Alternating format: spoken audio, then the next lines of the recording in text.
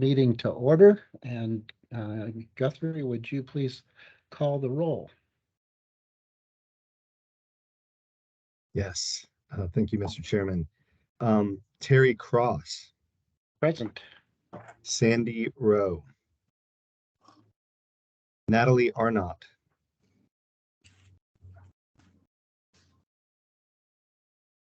I believe you're muted. Natalie Arnott, It's not.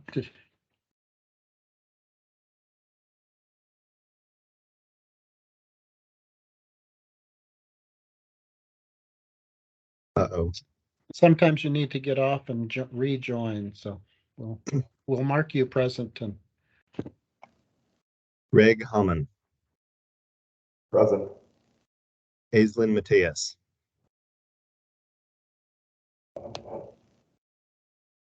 Fernando Rojas Galvan, Present. Emily Simnett, Present. Motutama Sipeli, Present. Ricardo Lujan Valerio,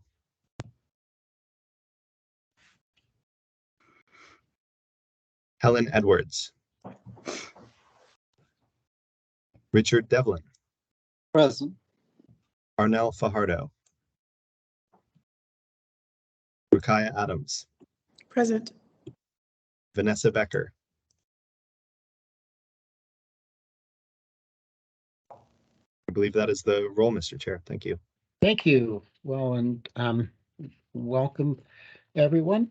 I have a few opening remarks this morning. I think I want to make sure to acknowledge, and Natalie, do you want to test your sound? We're still not hearing you. I'm sorry. If you can, you might be able to call in on your phone and do the audio by phone. So, okay, thank you. So first want to acknowledge and congratulate our projected governor-elect, Tina Kotek, on the election. We look forward as a commission to working with the new administration. While it's really too early for us to know what specific priorities her administration might bring forward to higher education, we look forward to learning more as her staff becomes selected and as this process becomes formalized.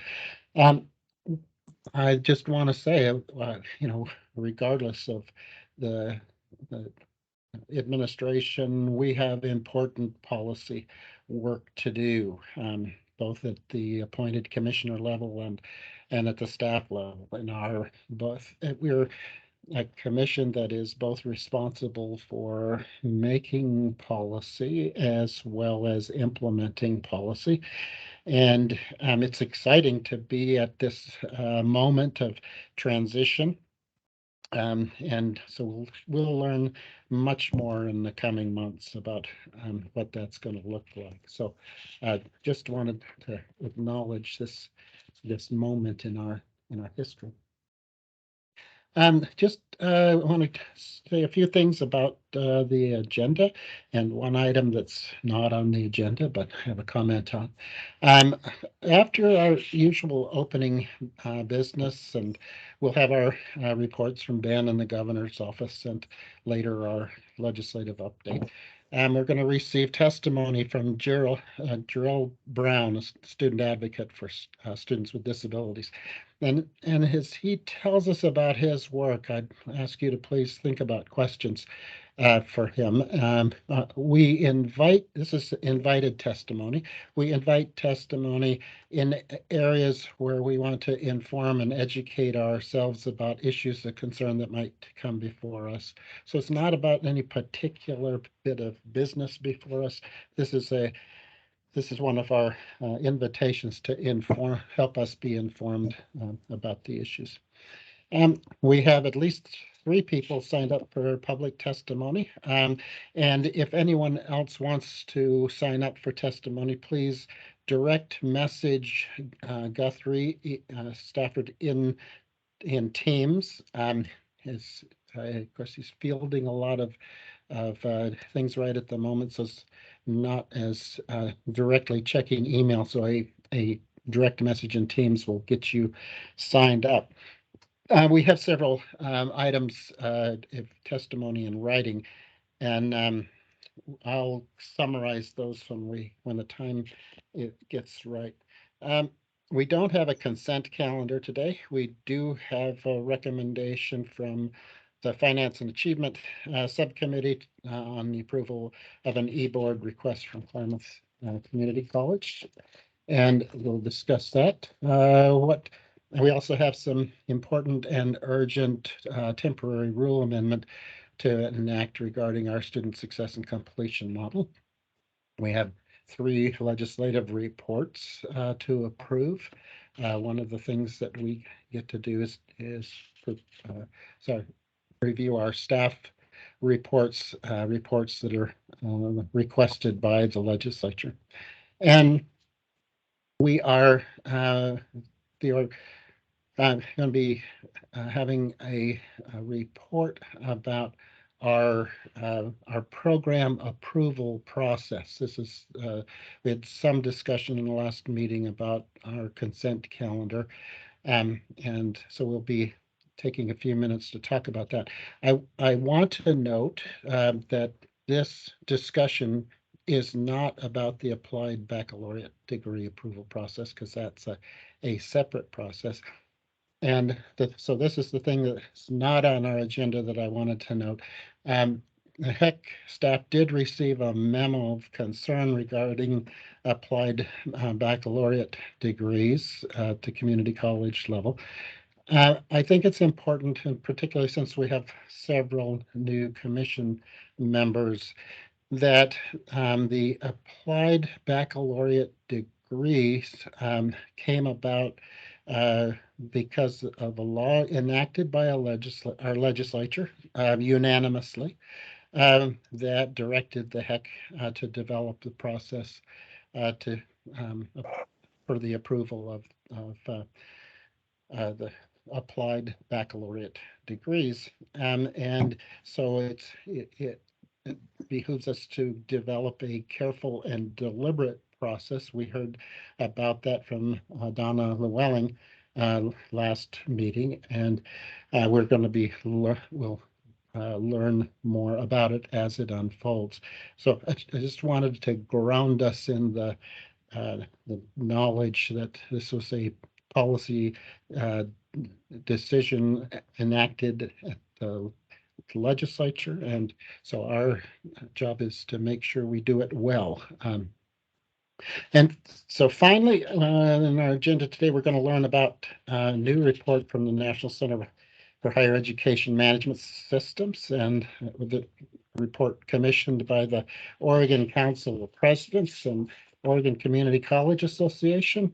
We're going to hear from representatives of those organizations, and I personally think it's a exciting and important report. There's lots of implications for the future of the HECC and for the future of higher education and for the entire state, really. So I look forward to that discussion on our agenda today.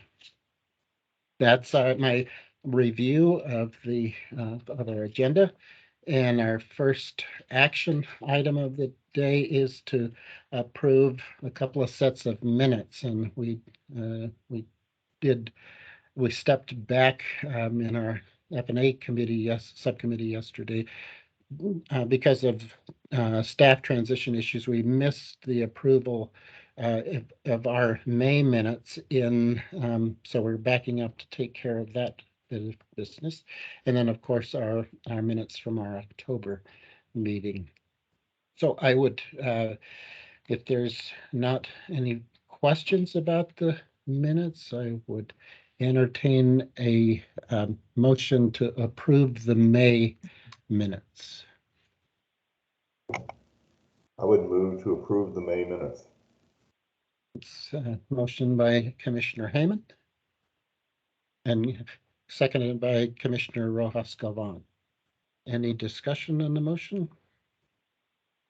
All in favor signify by saying aye. Aye. Opposed, same sign. Any abstentions? Motion carries. Thank you. And just, so we just need a motion then to approve the October minutes. So moved. Moved by Commissioner Devlin. Do I have a second? Second. Second by Commissioner Adams. Any discussion? All in favor of the motion signify by saying aye. Aye. Aye. Opposed, same sign. Any abstentions? Motion carries. Thank you. So I'm happy at this point to call on our executive director, Ben. Take it away. Thank you, Chair Cross. Good morning, commissioners. So pleased to see you on my little screen this morning from my home office, and wish you well as the seasons change and we head into or towards winter. I have a few items this morning. I actually want to start by commenting just very briefly on the terrific discussion that you had at the October meeting related to the state's and our goals for post-secondary education. And you'll recall perhaps that I invited you to reflect on the current sort of way that we plan for and look at our objectives for post-secondary education and training, and to consider what works, how, if and how they should be broadened or deepened. And a lot. I think it was a rich conversation, not a long one, but a rich one, and it's one that I look forward to picking up with you in the new year as we get a little bit more clarity about direction for the 2023 legislative session. Of course, we know our projected governor and have a sense of the legislature, and over the coming months we'll get a better sense of direction from them about post-secondary education and training, and that will help feed some important work by this commission during 2023 to refresh and reinvigorate our goals and strategic plans for post-secondary education and training. But I took away, among other things, a real dedication on the part of this commission, on your part, in our continuing focus on student success and completion, on equity, but an interest in sort of deepening our understanding of the objective beyond just the completion of the credential. I think there was some very interesting reflection about the extent to which the credential alone signifies readiness, imparts value, and a desire to look a little more deeply at that question. And so that was one of several things that I took away from that conversation that we'll be returning to in the new year. But I did want to sort of acknowledge that we've taken good notes and are planning for picking that up again in several months. Since we met just a month ago, a few activities of statewide interest that HECC has participated in or led. As Commissioner Rojas Galvan knows, we hosted a 2-day summit. He was a keynote speaker focused on the state's adult basic education and GED programs. A couple of hundred attendees who met at the Salem Convention Center, and many of whom work in the sort of in the teaching and the training and the support for adult basic education students and GED students, and speakers including Fernando, but others as well, and trainers from around the state and around the country, helping to share best practices and support the work of educators who are engaging that really important population. So a big success, an annual event that our staff puts on, and was really pleased to see it happen again this year and happen in person. Today, actually last week, I'll start with this. Last week in Central Oregon, the Oregon Community College Association held its annual conference. This brings together board members and administrative leaders from and some student leaders, in this case, from community colleges around the state, for a series of workshops and keynotes and conversations. Keynote speakers at this event last week included Andrew Korosich, who's a researcher and leads an institute in Pennsylvania focused on issues of rural policy for higher education, issues facing rural institutions. And so there was a particular focus in his talk on that. It also included, the event included a keynote from Ricardo Torres, who leads the National Student Clearinghouse, which is a big data aggregator from colleges and universities around the country. We use their data to help track Oregon students wherever they go, and he shared statewide or national trends in post-secondary education enrollment and completion, and we'll have a little more to say about that in an Oregon context during today's meeting. So we in short, we mirror many of the national trends that he described. Today in Portland, the Western Interstate Commission on Higher Education, of which I'm a member and a commissioner, is meeting for its twice annual meeting. So as soon as we finish at 3 o'clock, I'll get myself downtown and pick up on the latter part of their first day of meetings. This is for those who are not familiar with WICHE, this is a probably 60-year-old association of member states that helps to formulate and support higher education policy in the West. There are versions of this in other regions of the country as well. It has a strong role in helping oversee and support the provision of distance education. It operates the Western Undergraduate Exchange that helps defray tuition costs for students moving from one state to another as non-resident students. There's a tuition exchange program that many of our universities participate in, and other important activities. So they're meeting in Portland, which is exciting because it's been a while since we've hosted them here in the state of Oregon, and it brings higher education leaders from around the West to our region. I mentioned enrollment. Within the next several days, perhaps as early as Monday, tomorrow being a state holiday, perhaps as early as Monday, we will be finalizing and releasing the enrollment data from our public institutions for this fall.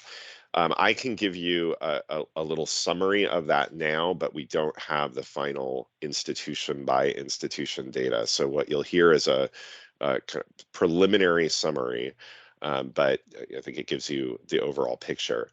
If you combine all of our public institutions, 2-year and 4-year community colleges and public universities, and look at student headcount, fall enrollment is down 1.2% from last year. So that is driven by somewhat larger declines in the community college sector and a slight increase in the public university sector. And I'll say give you a little bit more detail about that. But in the community college sector, statewide headcount enrollment is down 3.6%.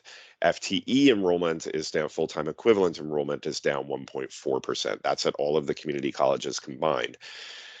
Each community college, of course, has its own unique experience, and some, in fact, have seen growing enrollment. The majority of the 10 of the 17 have actually seen headcount enrollment increase since last year, and at the other 7, it has declined, but that includes some of the larger colleges, and overall statewide enrollment on both the headcount and the FTE basis is down, but down not a lot compared to some of the decreases that we've seen in recent years. This appears to reflect a certain stabilization of enrollment in the community college sector.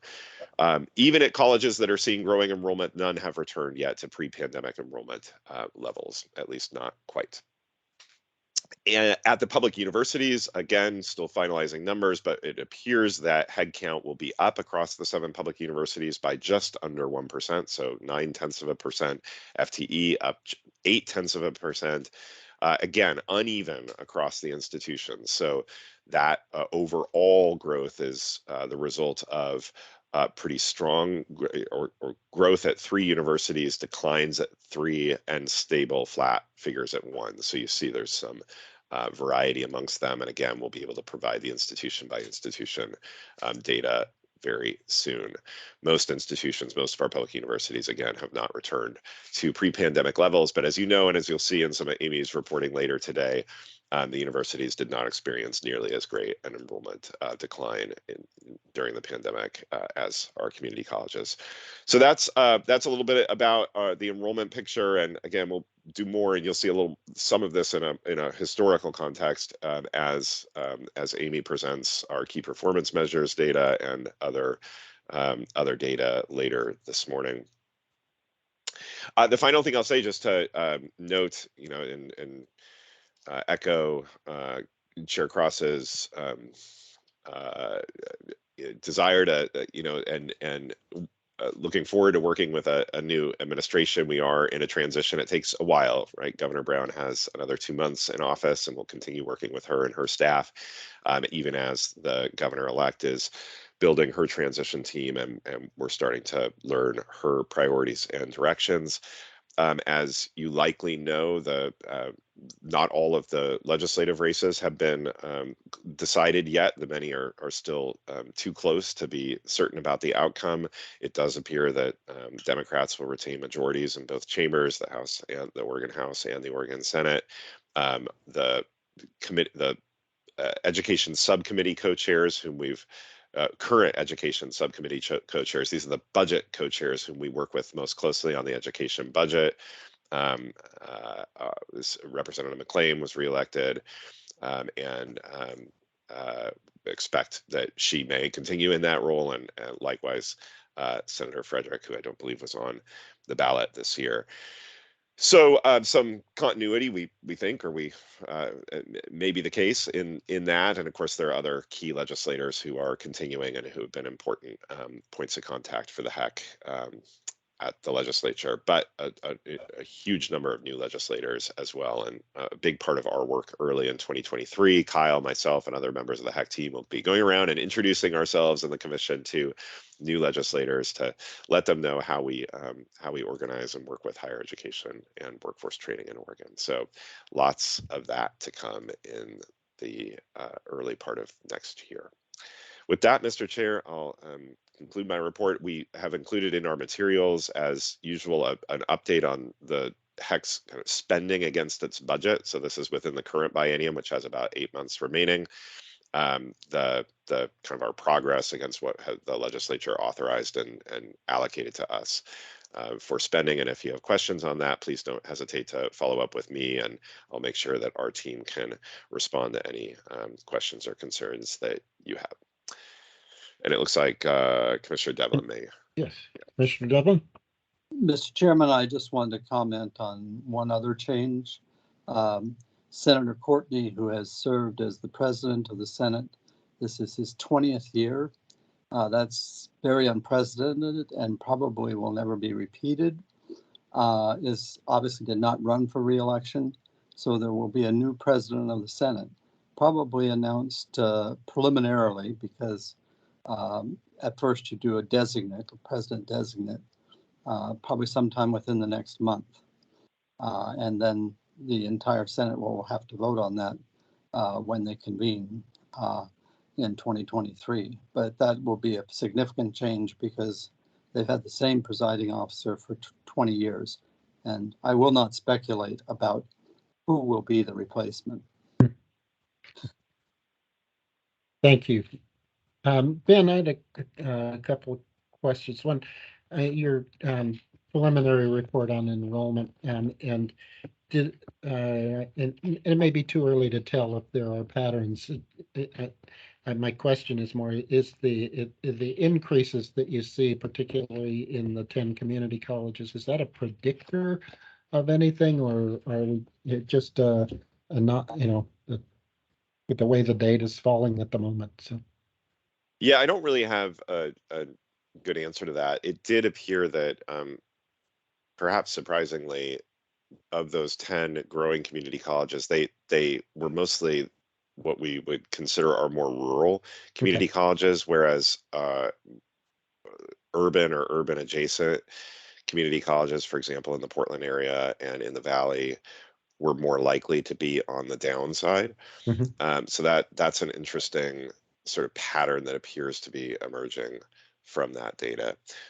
But yeah, in terms of predictors, I don't have a great sense. We're clearly remain statewide overall in a position where the strong economy, at least the strong labor market, does continues to pretty heavily impact community college enrollment, particularly for adult students, sort of those non-traditional age students. And when you set this data against the last several years, the trend appears to be one towards stabilization, right? With some colleges, if we're optimistic, starting to return, or starting to, having hit the bottom and rising again. So, Yeah. Okay.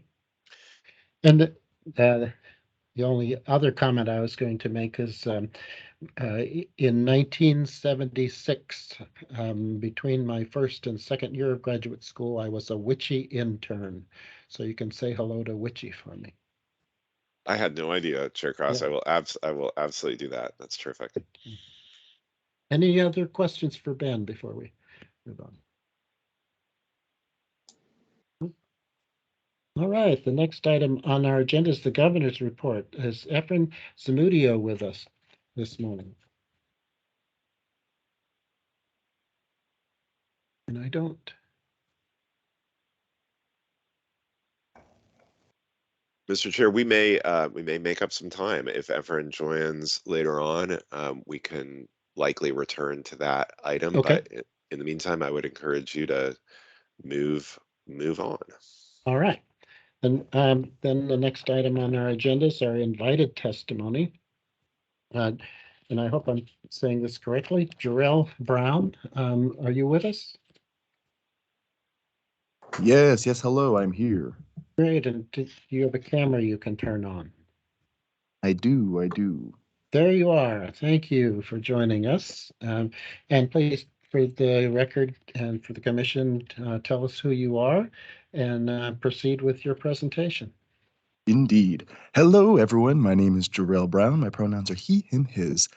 And I'm here today in my capacity as a disability advocate. I'm at the CCC. So how do we do this? Want we just start answering the questions in the email, or what should we do? Yeah, go ahead. And I know that you were, I saw your summary, your email. So just tell us about what you do and address the questions that were provided.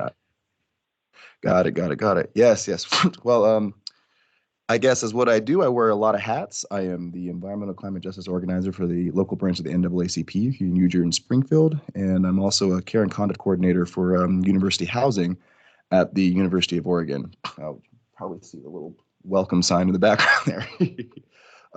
And specifically working on the Disability Justice Task Force.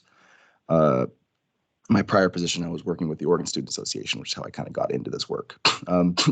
But alas, yes, I am here to answer some questions for y'all about how to increase access for our disabled students and to make higher education generally more accessible and a more supportive experience. So let me look over. We got 3 questions I got in an email here. I guess I'll just start from the top by reading them off and then giving a general answer. Does that work for y'all? Thumbs up? Cool. All righty. Oh, come on now. There we go. So what should the HECC know to help inform its work and decisions? Well, I think the number one thing to know about, specifically in the context of disability and higher education, is that generally it is not a great situation for students at our institutions. I'm not sure how familiar y'all are with the accommodation process or like any of that kind of stuff, but as it stands, there isn't any like standardized method for like getting accommodations from like institution to institution. For example, I was affectionately referred to as a super senior. My family called me Tommy Boy because it took me 8 years to get my undergraduate degree. Alas, I went to 3 different institutions during my time trying to get my degree from 2012 to 2020. at the Southwestern Oregon Community College down in Coos Bay, LCC Lane Community College here in Eugene, and the University of Oregon. Between the three of them, like at SWAC, the process for getting like accommodations was basically non-existent at that point. Granted, this was 10 years ago now at this point. Going to LCC, getting accommodations was also really weird. Where like they didn't really have any set accommodations, and they required both SWAC and LCC required disability evaluation paperwork, which I don't know if y'all are familiar with that. But in order to get those evaluations, it's usually in the ballpark of between like $600 and $1,000, and it's not something that's ordinarily covered by insurance. It's the same evaluation you get as an elementary school kid through K through 12 if a teacher suspected you of having some sort of neurological impediment, so on and so forth. So if you're looking to get a 504 plan or an individual education plan, the K through 12 system would front up this money for these evaluations. But as an adult, you got to pay for them yourself. And as it stands, I've never been to a school that allowed you to use like an out-of-date evaluation. And these evaluations typically only are good for about 10 years. So if you got evaluated as a second grader, like I did, by the time you graduated, your evaluation wouldn't be valid anymore. You'd have to get a new one. And depending on what school you go to, they require that. So like at SWAC and LCC, they required you to have that documentation in order to get any kind of accommodation, whether it be just extra time on tests or like really easy stuff. You'd require that versus going to University of Oregon. When I started there and I was expecting that process and I showed up with all my paperwork, they were just like, oh, you don't need any of that. You need help, we'll just give you help. Which revealed to me this huge discrepancy in this process where it's not something that's like necessary. We don't need all of these extra steps. It just seems to be how they choose to go about that process at certain institutions, whether that's because it cuts down on workload or because maybe they received some sort of guidance on that. I don't know, but there is no actual statute written anywhere that demands it to be regulated in that way.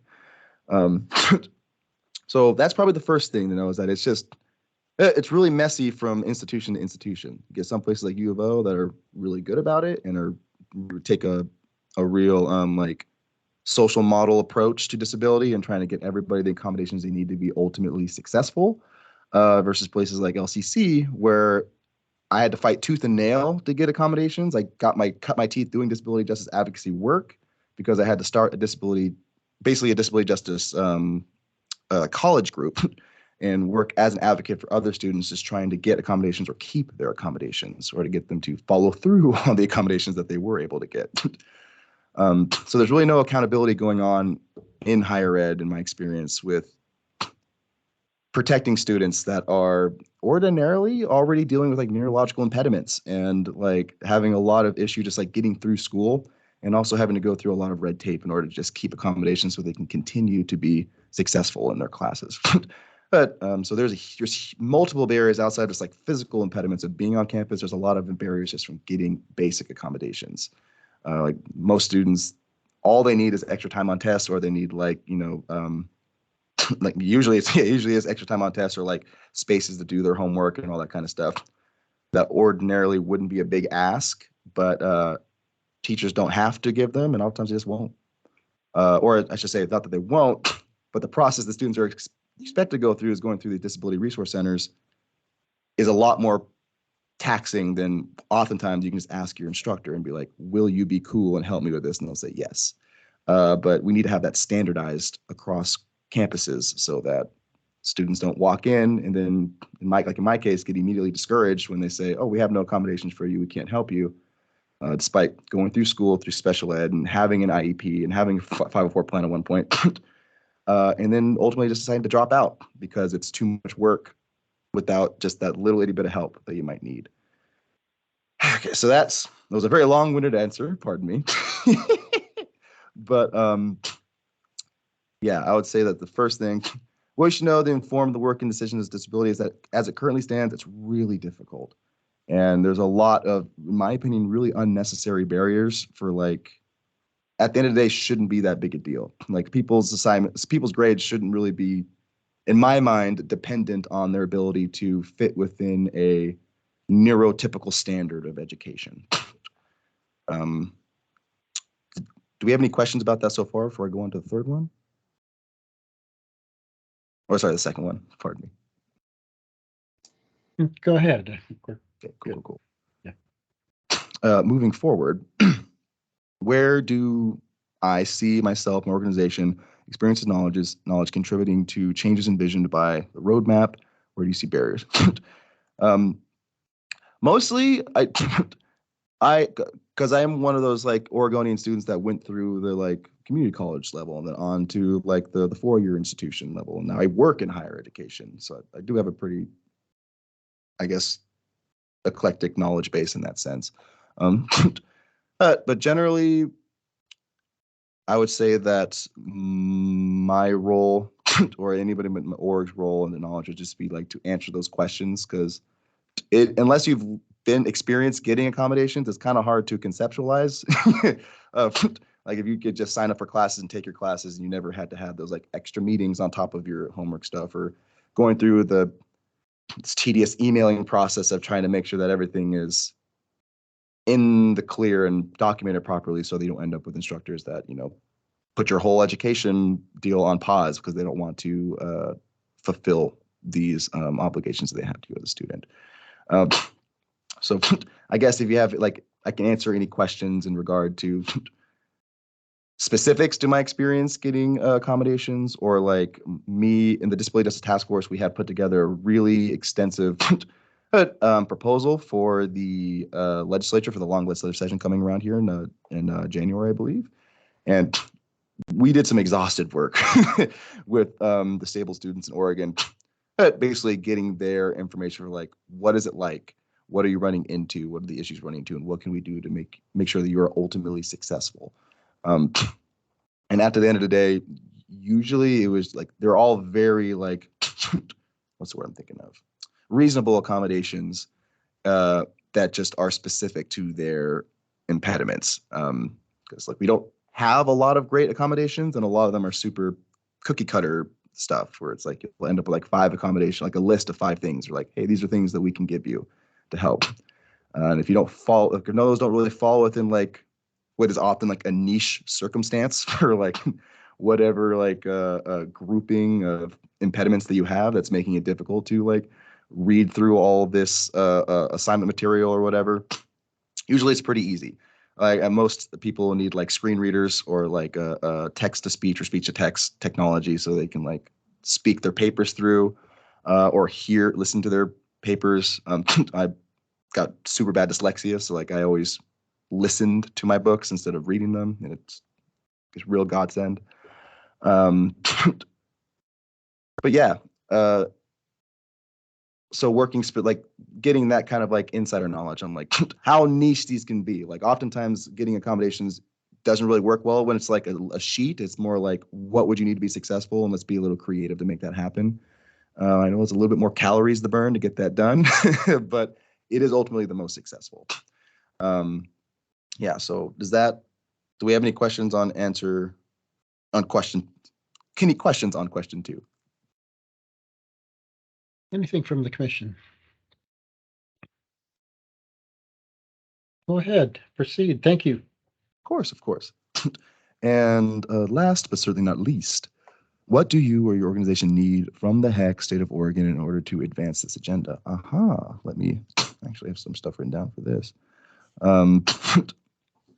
So I would suggest the best way to go about addressing accommodations, in my mind, would be to put together a disability justice committee, so to speak, working with and within the HECC, basically so that y'all aren't forced to, I guess, I don't know how to describe it other than like an extreme practice of empathy to try to like put yourself into like what these disabled students are dealing with, especially since like, you know, from year to year things change, especially after COVID. I graduated the week that COVID went in, so like I don't have that experience being a student now after COVID-19 hit, and like that's a whole nother experience with like how the ADA has been kind of like how the ADA doesn't work super well with providing accommodations to students in this new environment where we're not worried about physical impediments as much, but a lot more like dealing with like working on screen and also just being able to deal with those more aloof neurological impediments. So in that vein, I would suggest creating and maintaining a committee that is include membership of impacted communities and relevant stakeholders, which in my mind, the obvious ones that pop up would be disabled students, faculty and staff that are like in the soup, so to speak, working with these students and trying to figure out these accommodations at institutions. Social workers would probably be a good a good spot to have on there because their general work with folks that are I would say pretty often disabled, as well as accessibility professionals, folks that work at like the AEC here in U of O or like the DRC at PSU, like folks that are working with the rules as written and working with how to like get accommodation to students and like including them on those boards so they can give that kind of insight. Further, of course, we need to have diverse representation. Again, don't want to like speak to anybody's experience, but for the most part, especially in Oregon, the intersecting identity of being Black or queer and disabled often exacerbates a lot of these issues. And in fact, a lot of time, especially in K through 12, special ed has often acted as a like de facto segregation for Black students, Black and brown students. So keeping in mind that we want to have diverse representation. We want to have BIPOC folks. We want to have LGBTQIA folks on there. We want to have low income folks and as diverse of a group of folks as we can, in order to make sure that I guess all of our boxes are checked and that we are coming correct the first time. Don't have to a measure twice, cut once situation, so to speak. And I lost my notes. Outside of that, yeah, and then the next thing, and this one is a little more in the weeds because I don't know if the HECC has this power. But ideally, if there could be some work done to either provide infrastructure where like these disability evaluations that are like some institutions insist on having, if that's going to be a thing that needs to happen, providing structures so that these evaluations don't have to be paid out of pocket by students, and that this would be a thing that if they have to get evaluated, they don't have to pay for it. Which like right now, I'm pretty sure a lot of this is done through like private practice type of stuff, so I don't know how that would work. But if we're going to mandate that they need these, we really shouldn't be making them so inaccessible to folks that don't have the financial feasibility to do that. Like when I had to get my reevaluation, that was basically 3 months of being hungry because I had to save up to do that. And specifically to include stipulations, if we could, within whatever guidance that the HECC could give, that if students that already have their 504 or IEP plans from when they were in school, regardless of how old they are, to just work with those plans in order to get some accommodations strung together that'll work for them, just because it's more streamlined, it's less work for everybody, and they've already got the accommodations written out more often than not, and it's just like an easier stepping stone to go from there. And that would be a really easy way to ensure that folks are getting more access to accommodations and not less. And if we could have some sort of guidance on streamlining and strengthening disability accommodations across the state, ideally having at least having a standardized group that every institution is expected to follow up on, or if not having it where there is a mandated list that like if this is helpful, give it to a student situation. Do you have to put together like some sort of program where it is like, you come in and we'll work with you, basically, whether it be like bringing in your own advocates to work with you to get something put together, or having advocates within these accessibility resource centers to do that work.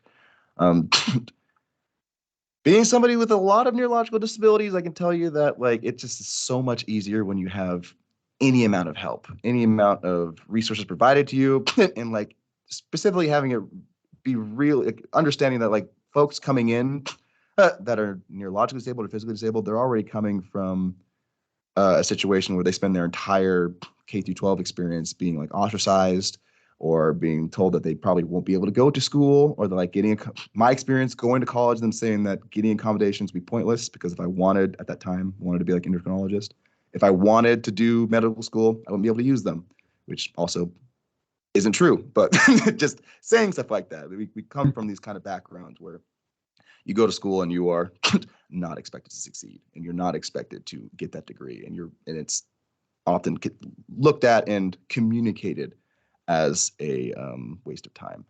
So coming at it with that in mind, knowing that there's already a lot going against these students and trying to just make it as easy as possible to keep them in school. Because at the end of the day, we need everybody. We need to expand our workforce, and we need everybody to be able to participate in that. Yeah, so that is the end of my 25-minute ramble. Do we have any questions y'all have of me, or?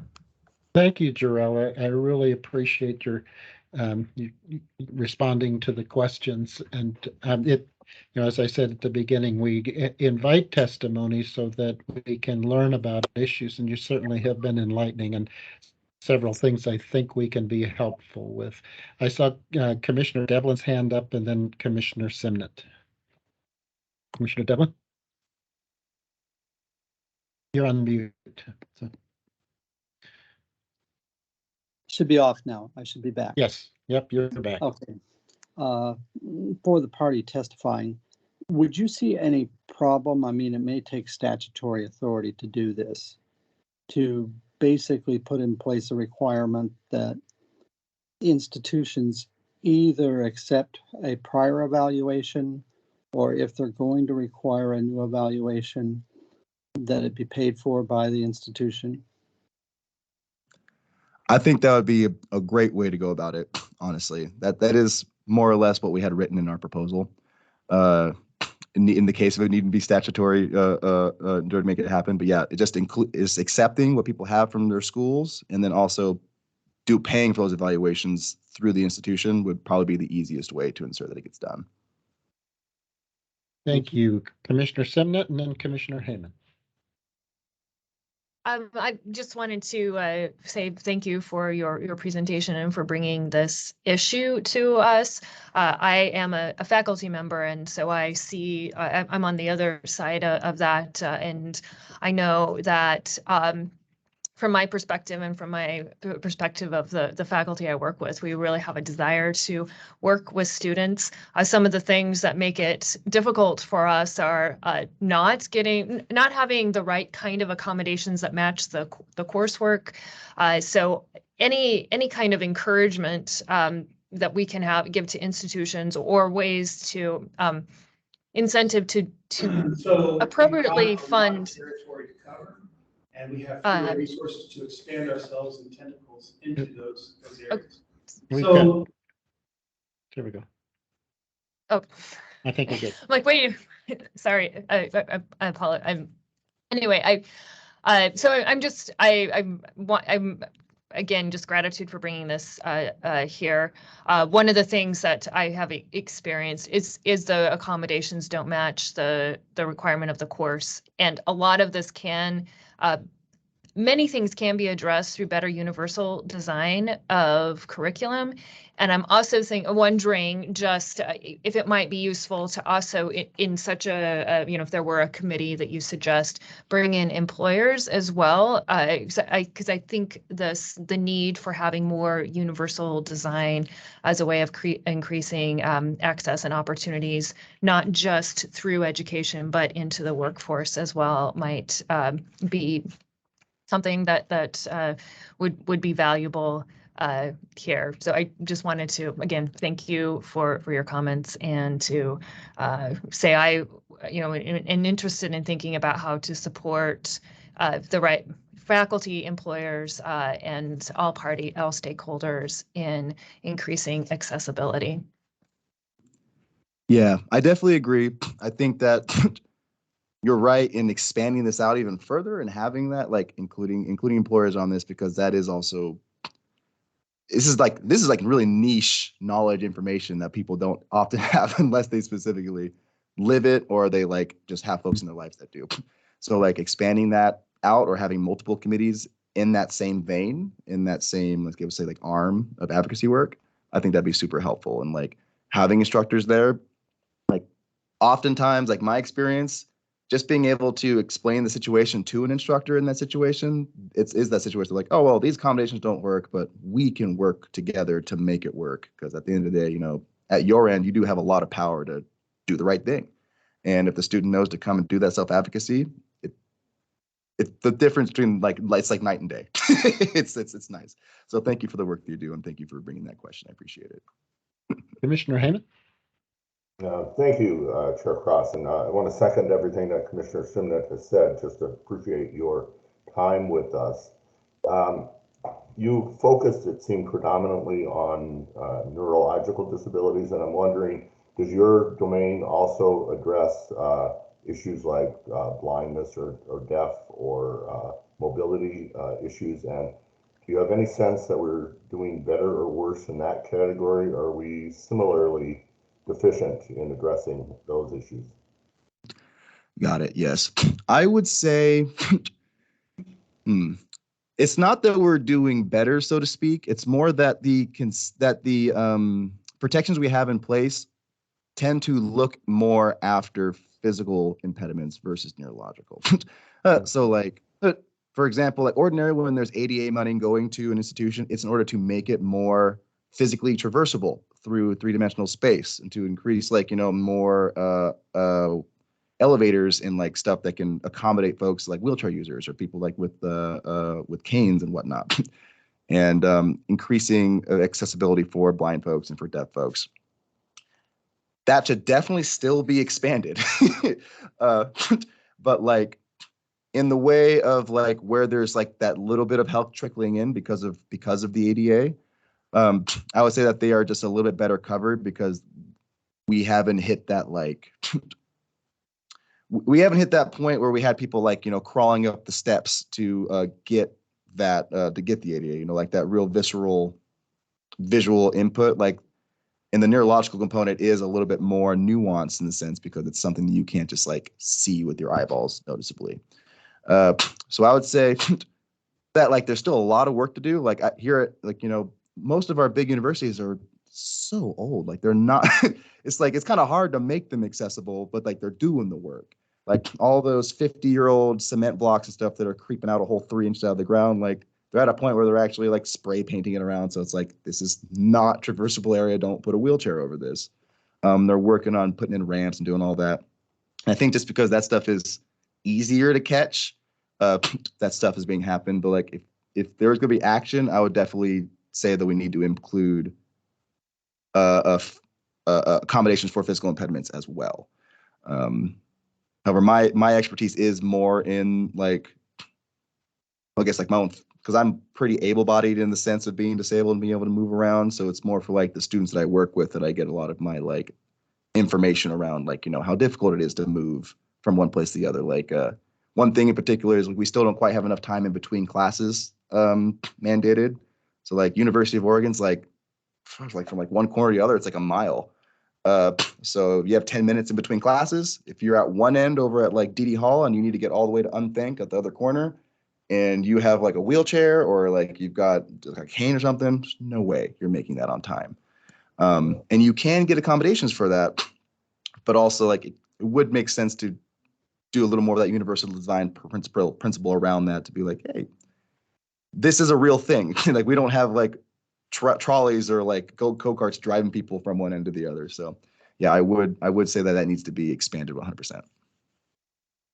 Thank you so much. I really appreciate that. Thank you so much for your time. I think if you've seen, you gave us some real food for thought, and there's some real interest in pursuing some of the thoughts that you brought to us. So thank you for your time and for your good thoughts. And we really appreciate the work that you're doing and the example that you're setting for us in the work we need to do. So. Yeah, thank you all for having me. Thank you all. Have an excellent rest of your day. All right, take care. So the next item on our agenda is our public testimony. And we have, I'm going to ask the Guthrie to introduce our presenters, our guests Yes, for of public course. testimony. Thank you, Mr. Chairman. Is Connie Hunter present?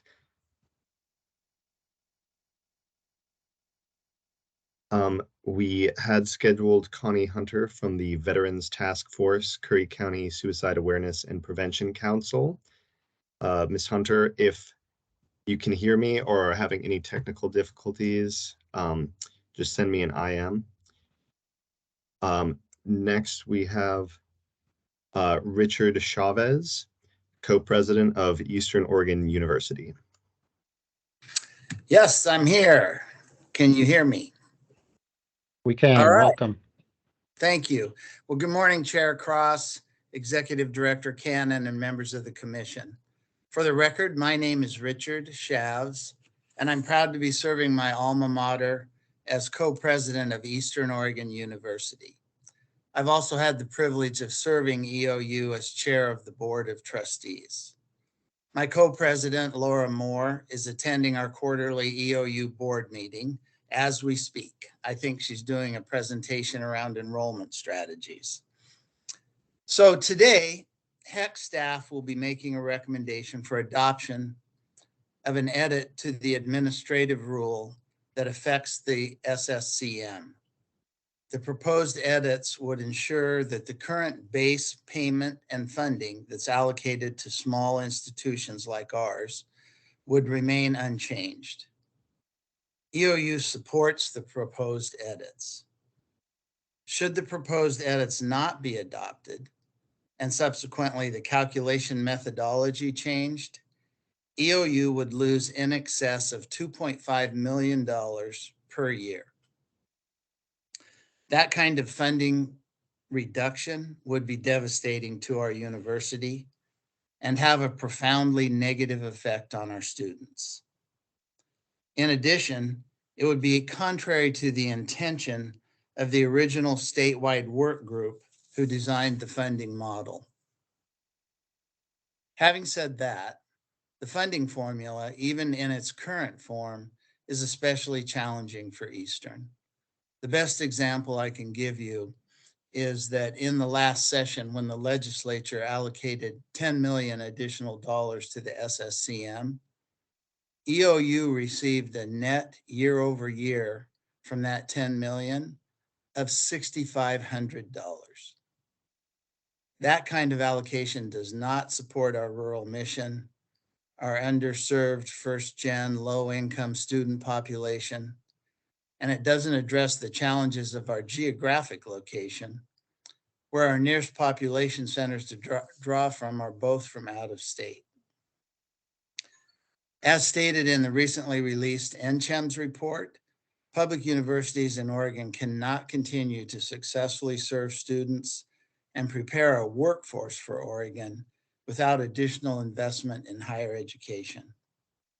EOU plans to continue encouraging the HECC and others to understand how even the current funding model is negatively impacting our per student funding at EOU. We really appreciate the efforts of Ben Cannon and Jim Pinkard through this process, including their willingness to understand the complex situation that we and the other universities find ourselves in.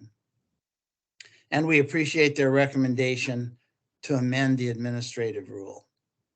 We also appreciate the written testimony provided by the presidents of Western Oregon University, Southern Oregon University, and the Oregon Institute of Technology that echo most of the comments I've made today.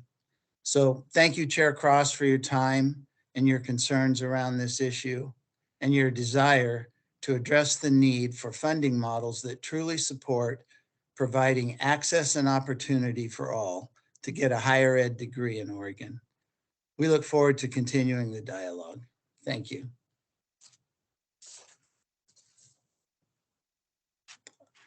Oh, I think you're muted. I was. Thank you so much for coming today, and I appreciate your time. Guthrie, our next guest. Up next, we have Amy Hofer, Director of the Statewide Open Education Program. Good morning. Can everybody hear me? Yes. Okay, thank you. Thanks for having me. I'm Amy Hofer, Statewide Open Education Program Director with Open Oregon Educational Resources. And I'm just commenting today to make sure that the Commission knows about the work that Oregon's statewide textbook affordability program does to lower the cost of textbooks in our community colleges and universities. Since 2015, the HECC has supported policy and made financial investments that are paying off for Oregon students. And of course, there's more to be done through future investment that builds on what we've started. Compared with other ways to spend public funds, support for course redesign with affordable materials is effective and high impact. The HECC's investment in open education grants to faculty since 2015 have saved students over $8 per program dollar spent, which is an amazing ROI. Small stipends for faculty to review open educational resources, which are available for free online or in print at low cost, have resulted in over $35 in student savings per program dollar spent. On the policy side, the no-cost and low-cost schedule designation is a major win for students. In the last biennium, designated courses represented student savings or cost avoidance of almost $50 million statewide. This huge impact reached over 600,000 students by headcount. At the reporting institutions, almost 20% of courses offered were designated no cost or low cost. The effect is having a measurable impact on the cost of course materials for transfer degrees and for gen ed requirements statewide. Student savings are definitely the feel-good part of the story, and we also need to maintain our momentum because we haven't entirely solved the problem, especially for the students who need affordable materials the most. Research shows that while textbook costs might be considered a minor expense, they can have an outsized impact on completion, particularly for historically underserved students. And this brings me to new strategies that our program is exploring to keep our work going on affordability, while also doing more to ensure equitable student success. Open educational resources provide faculty the freedom to design for equity, which improves outcomes for all students and more so for historically underserved students. Our program has piloted projects in MTM areas designing high quality, affordable course materials with an equity lens that advance the goals of both access and equity that are held by every Oregon institution. The policy option package that was included in the HECC budget this year recognizes that Oregon can do much more to invest in textbook affordability. And I also just want to say thank you for your ongoing support of this program. Having reintroduced myself, I'm always happy to answer questions or provide data or just generally chat about open education. Thanks. Thank you so much. Commissioner Heyman has his hand up. Commissioner Heyman? Yeah, Amy, thank you so much for this presentation. I just wanted to comment because we spend so much time talking about how we're going to pay for the cost of education. And this is one of the programs that directly actually addresses the cost of education itself and very successfully. And so I just wanted to say I'm grateful for your work. Have personal experience with how much it had saved the students when I was president of Lynn Benton. And this is great work and we need to continue to support it. Thank you. Thank you, Commissioner Heyman. Commissioner Rojas Galvan. Good morning, Amy. Thank you for your good work. I too have firsthand knowledge of how successful all of this work has been. My question to you this morning is, are we seeing both community colleges and Oregon's universities benefiting from the use of OERs in general? Yes, there is an OER point person at all 24 institutions. And so there's activity going on statewide. And the universities, I would say to generalize, the universities got on board a little later than the community colleges, but there is great work going on. What I found when I looked at the cost of course materials that add up to the highest enrolled degrees in the state, most recently for 2021, There's like amazing progress for the AAOT, like the bar chart is just marching downwards stepwise, exactly what you would want to see. And the same is true at the universities. Based on my baseline comparison with 2 years ago to now, Gen Ed requirement courses, those costs have gone down. But overall costs at the highest enrolled degrees at the universities are about the same, which to me suggests that our upper division courses have actually increased in order to make that math work out. So there's obviously areas where we could see more progress. Commissioner Semnit. Thank you so much, Amy, for your report. And I do want to just full disclosure, I was a beneficiary of one of the grant, or actually several little pieces of grants. And I can report that I no longer require my students to pay any money at all for any course materials. And that is thanks to this program.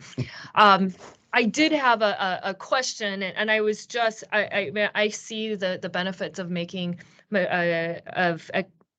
text accessible or affordable for students. But I did wonder if you could speak a little bit about efforts to make sure that they are accessible in other ways. So if you could just speak a little bit to that, I would appreciate it. That's a great question. And do you mean like ADA accessibility, for example? Yeah, so yeah. Universal design, or like a student who needs a screen reader or other, or who doesn't have Wi-Fi access, because I know a number of the materials are digital. So just, yeah, in general, more accessible. Yeah, that's such a good question. And so open educational resources have an open license that give permission to modify without violating the copyright of the creator. So you actually have permission to make a more accessible version. You can make an audio recording, you can translate into another language. You can offer it in print, even if the original publisher didn't do that. So compared to all rights reserved copyright materials, there is more flexibility in what you can do.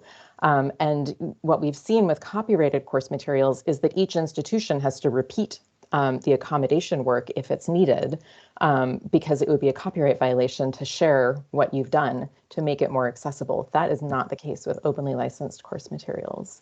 But like I said, we've also been looking more at how to improve the quality of our offerings, including through making them more accessible with universal design. We have a new team member for the last year, an open education instructional designer, who is a really strong advocate with a lot of expertise in universal design. And these conversations are really productive, when they're happening together. So I appreciate that question. Commissioner Lujan Valerio. Thank you, Chair, and thank you, Amy. I think mine's a little bit more of a follow-up to the previous question as well.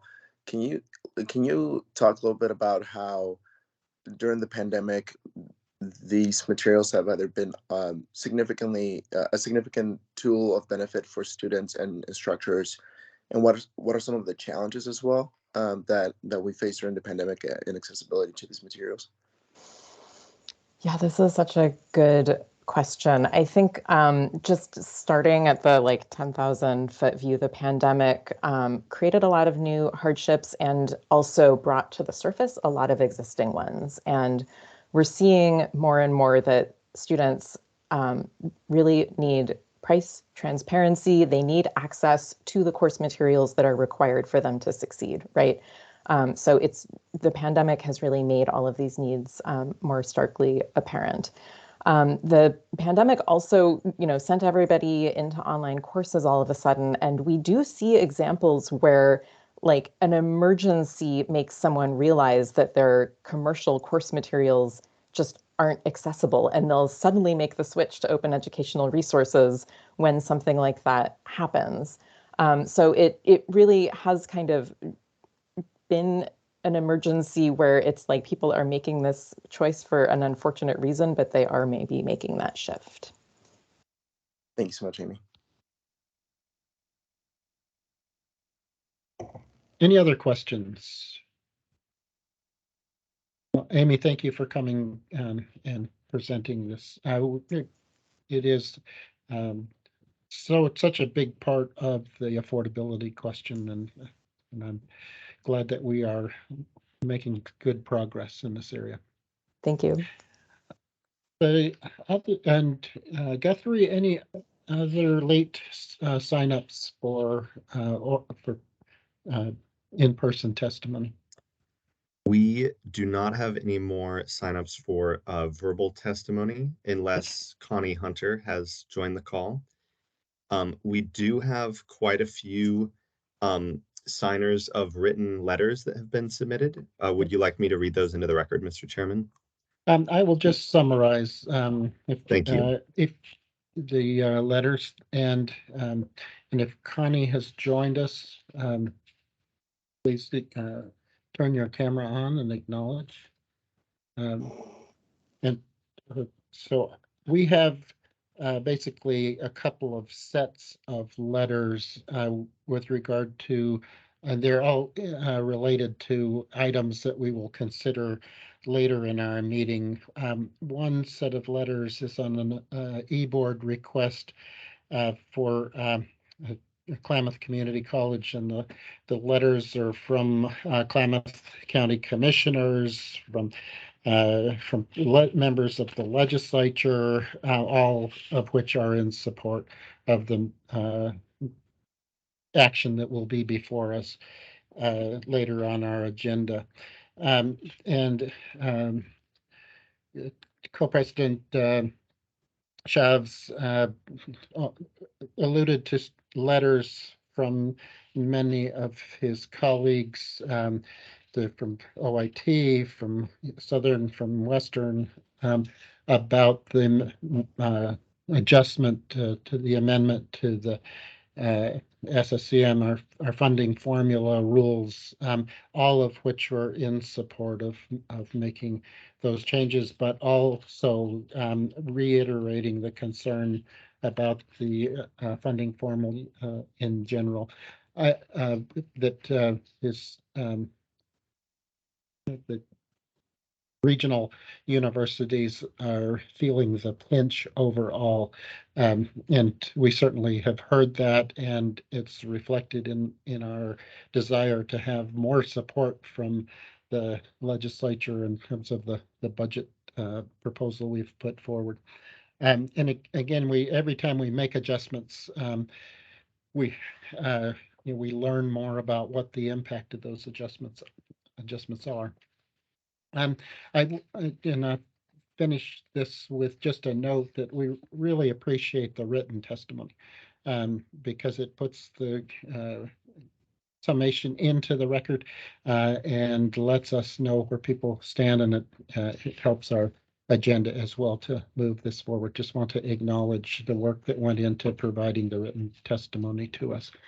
Any questions? And Guthrie, did Connie join us?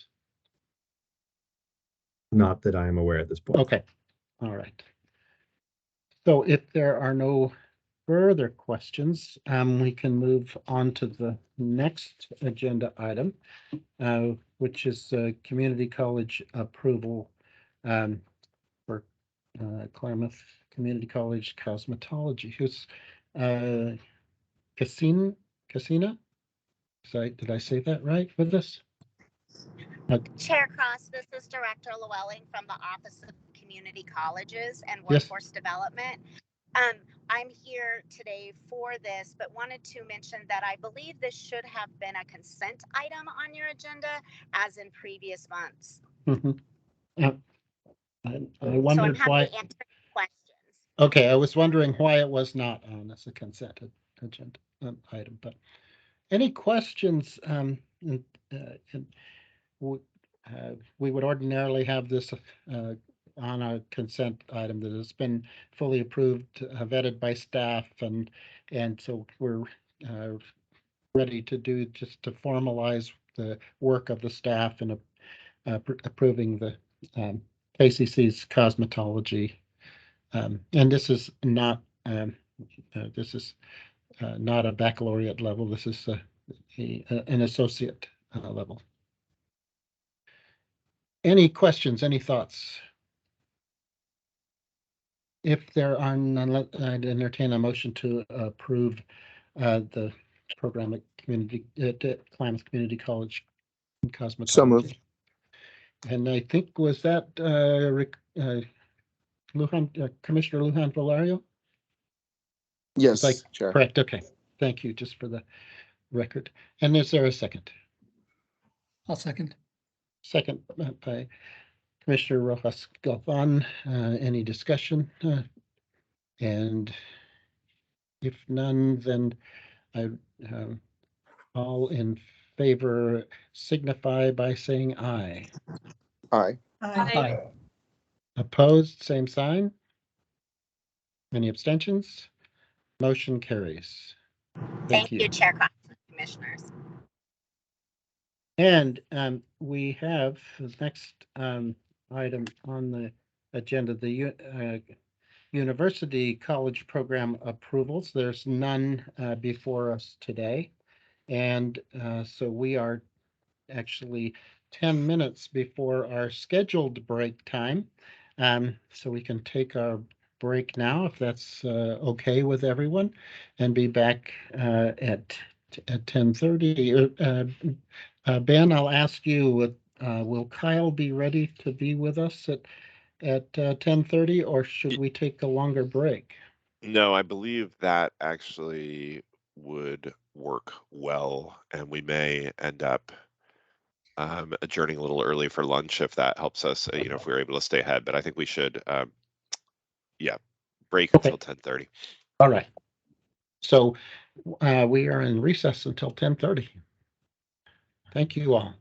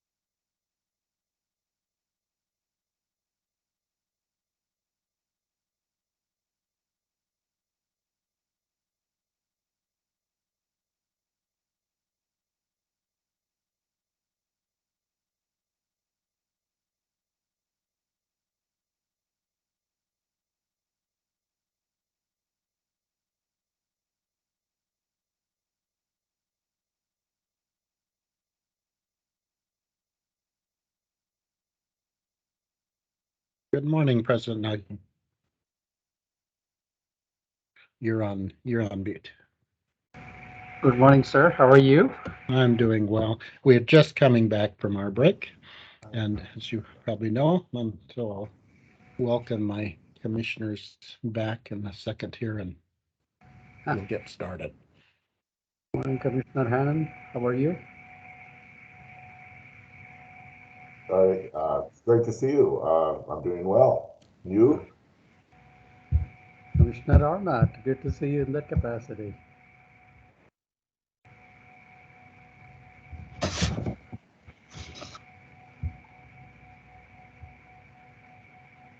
Fernando, how are you? And there's Kyle. All right, so good morning and welcome back. After our break, I'll reconvene us, and we'll move right into our legislative update. Kyle, take it away. Good morning, Chair Cross and members of the Commission. Kyle Thomas, Director of Legislative and Policy Affairs. My update for you today is all about doing a final review and a motion for approval of the 2023 legislative concepts that the Commission will submit to the Governor's Office.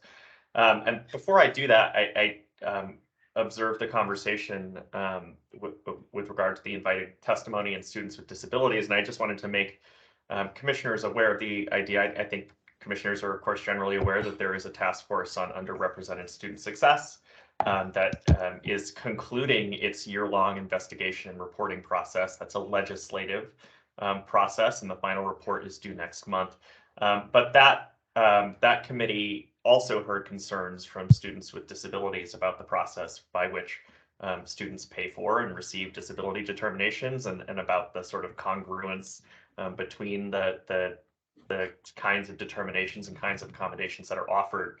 But I don't think that the task force got far enough in its work where it was really capable of coming up with a comprehensive set of strategies and solutions. So I did want commissioners to know that one of the recommendations that HECC did submit to the task force for consideration of inclusion into the final report is that the legislature should establish a work group specifically on this issue to investigate whether statutory changes, policy changes, and investments would improve the experiences and outcomes of students with disabilities on campus, and make some very specific recommendations to the legislature for further action, likely after the 23 session, or likely heading into the 2024 legislative session. So just wanted commissioners to be aware that we heard that as part of the process we've been engaged with. So today we're at the point in the cycle where you must, as you did with the agency request budget, approve our legislative concept submissions for delivery to the Governor's Office for consideration in the 23 legislative session. And just as with the agency's recommended budget, these are recommendations. As an executive branch agency, we work through the governor, and it's her that has the authority to introduce bills on behalf of executive branch agencies. These concepts are both those that implement various policy option packages that were included in your ARB, and those that are not related to the budget request, because we rate them as not having any fiscal impact. While we don't expect that all of these concepts will be, introduced in the 23 session. Obviously, the budget process and the governor's recommended budget has an impact on decision making, and we typically don't go promoting bills that the governor has not recommended to be paid for.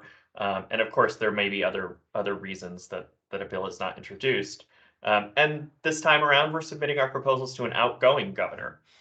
While the incoming governor is from the same political party, she's her own person, of course, with her own team, and we don't know who that team is yet.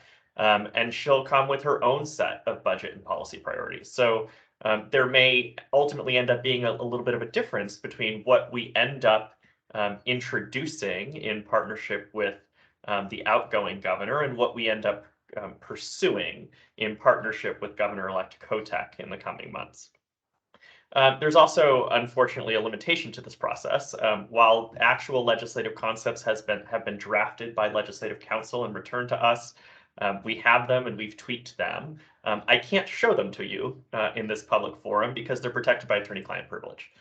So instead, you have in your docket summaries of these concepts that identify the problems, provide background, and summarize the content of the actual draft. And so I will spend some time talking quite a bit now about these proposals, and at the end of my summaries, there will be the need for a motion, which is in the front page of your docket, to approve these items for final submission to the governor's office and the Department of Administrative Services.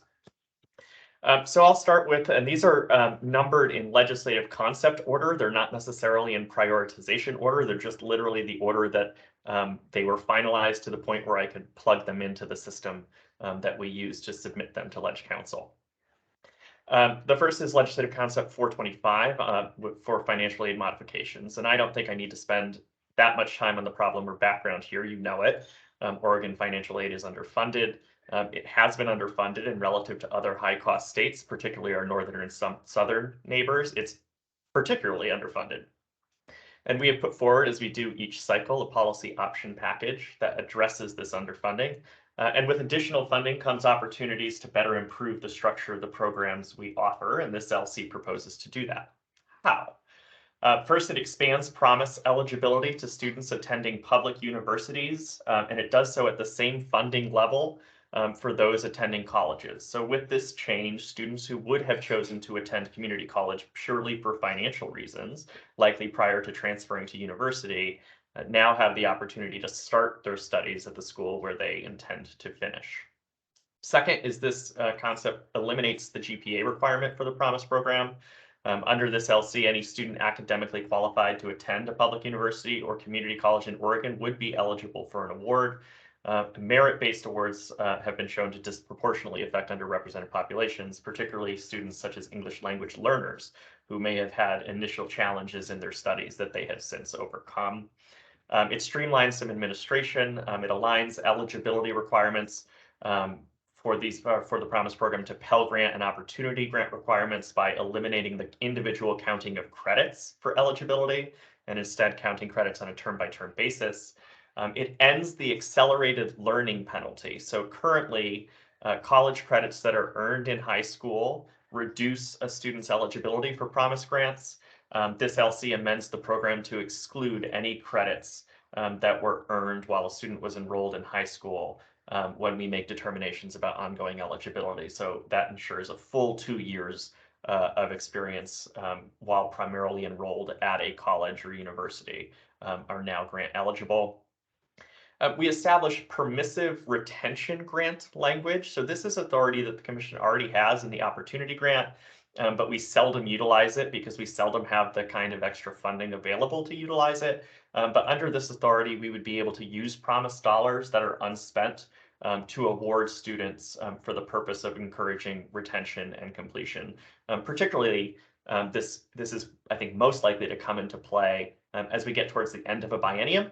And we realize we have unspent funds, and rather turning those funds back to the state through the general fund process, those funds can rather be used to bolster the final steps of a student's academic career.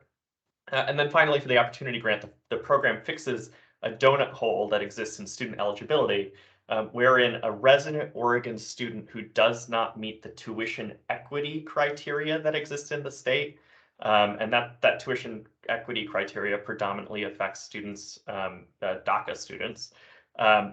So those students are eligible for all other forms of state aid except the opportunity grant, provided they've been a resident of the state for 12 months. And so this LC proposes closing that donut hole. So the opportunity grant is not the only state program that such students are ineligible from receiving funds from.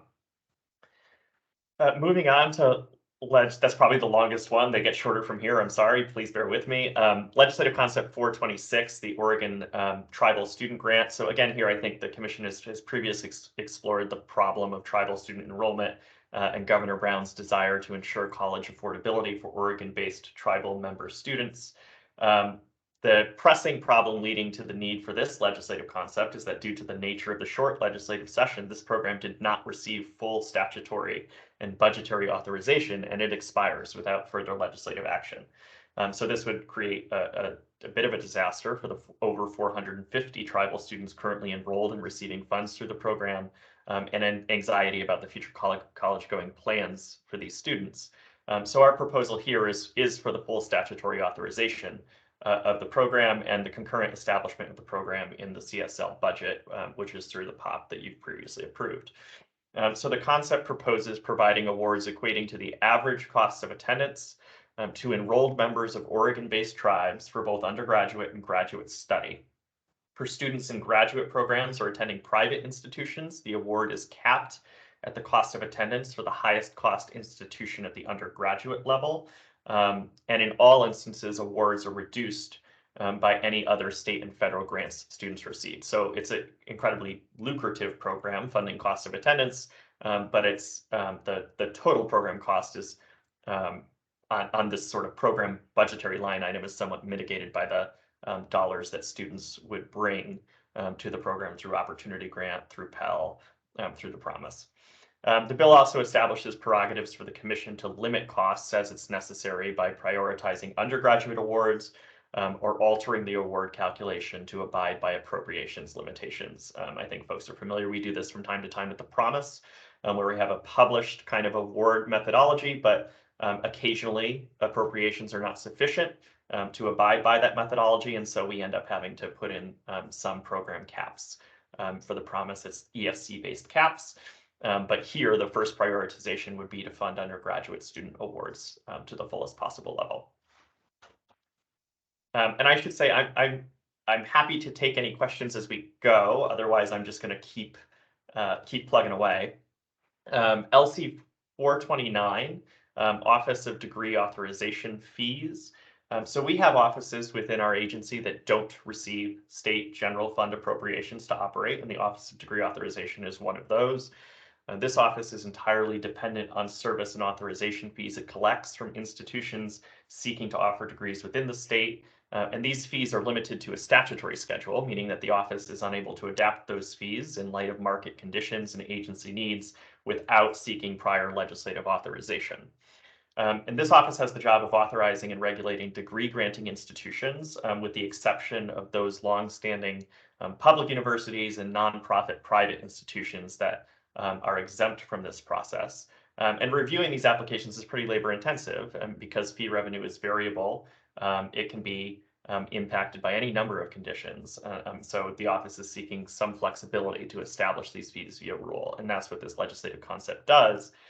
So it strikes the fee schedule from statute and provides the commission the authority to establish these fees in rule, but only for the activities for which we currently charge fees. It doesn't give the commission a carte blanche to establish fees for things we don't already have fees for, but it gives us the ability to move those fees up and down a little more proactively. This would put the office in alignment with sort of the standard retroactive fee approval process that is operated by DAS in the legislature, and would allow the office to realize revenue from proposed fee changes sooner. And if this is adopted, you would pretty immediately see a rule come before the commission to publish the fee schedule, which would be now repealed from statute in agency rule. Moving to LC 446, this concept is essentially an exact copy of an LC that did not advance 2 years ago. It was approved by the commission, introduced in the legislative session, and it was somewhat deprioritized, and it didn't make it through the legislative process. So cosmetology is the only area over which HECC exercises curricular oversight, and it does so despite the existence of a state board of cosmetology. We've done this since cosmetology curriculum rules were transferred to HECC from the Oregon Department of Education in 2014. However, the PCS unit has no staff with relevant expertise in the teaching or training of barbers, hairdressers, estheticians, or nail technicians. And so we more or less rely on the expertise that's in the field.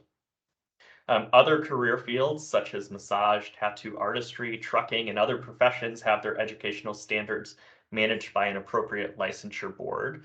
For example, there is an Oregon Board of Massage Therapists, there's an Oregon Tax Board, and where no relevant board or authority exists, they're managed by the schools themselves and voluntary associations. And here the state has a board that can do this work. It's housed within the Oregon Health Authority state licensing office. So we're proposing repealing the relevant portions of law that require HECC to do this work and transferring those responsibilities to the health licensing office.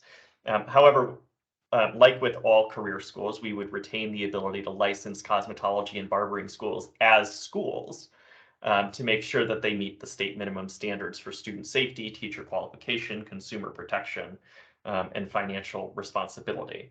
And these authorities are more about student protection than, of course, they are having anything to do with cosmetology curriculum and instruction.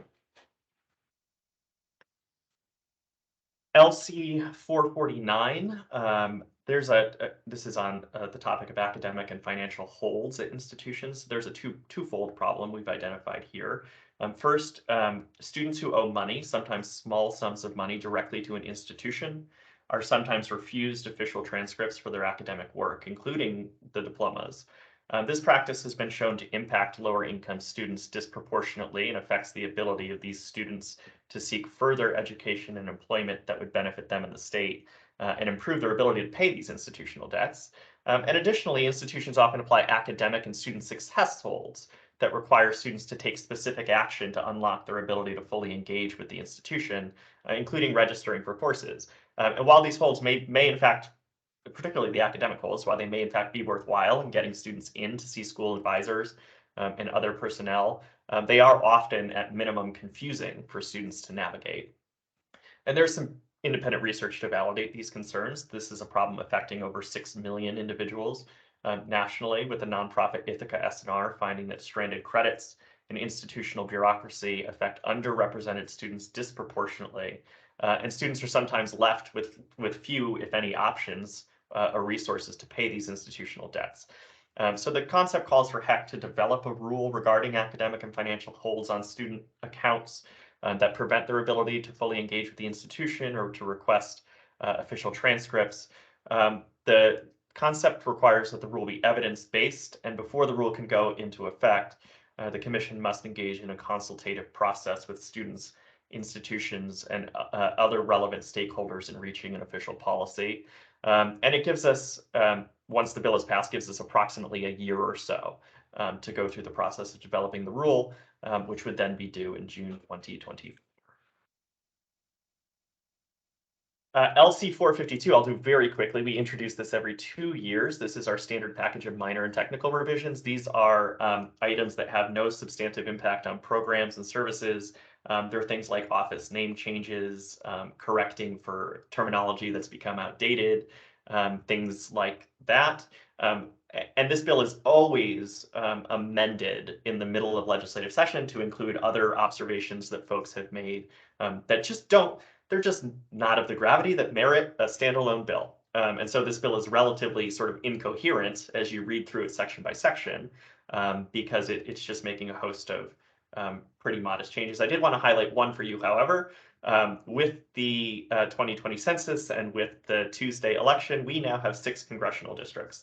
And right now, part of the apportionment of seats on the commission requires that there be one commissioner to represent each of the 5 congressional districts in the state. And so one of the minor and technical revisions that we are making is to strike that 5 and make it a 6.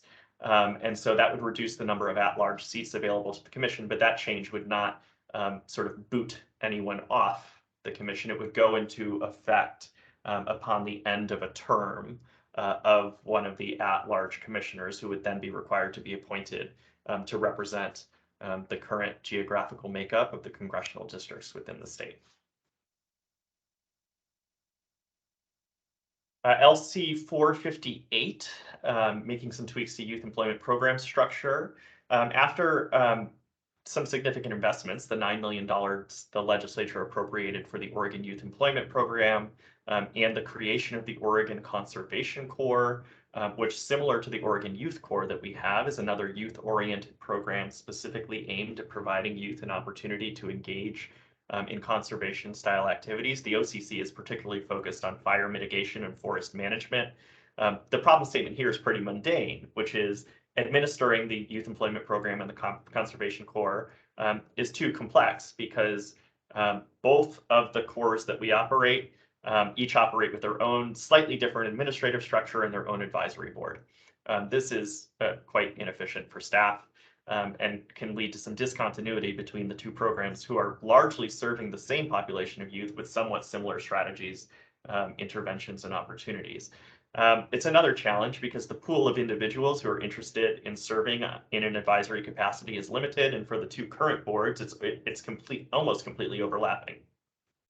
And so months can pass with significant vacancies before any additional appointments can be made. So by combining the boards, the hope is to create a strong, fully populated board capable of providing stewardship for all the HECC located youth employment programming that we operate.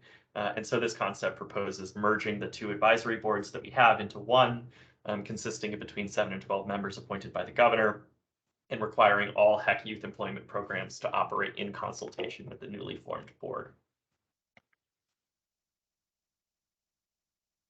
LC 460 is about aligning our statutory language with federal accreditation standards. And so this is a technical concept. A few years ago, the U.S. Department of Education altered terminology that's used to define and describe accreditation.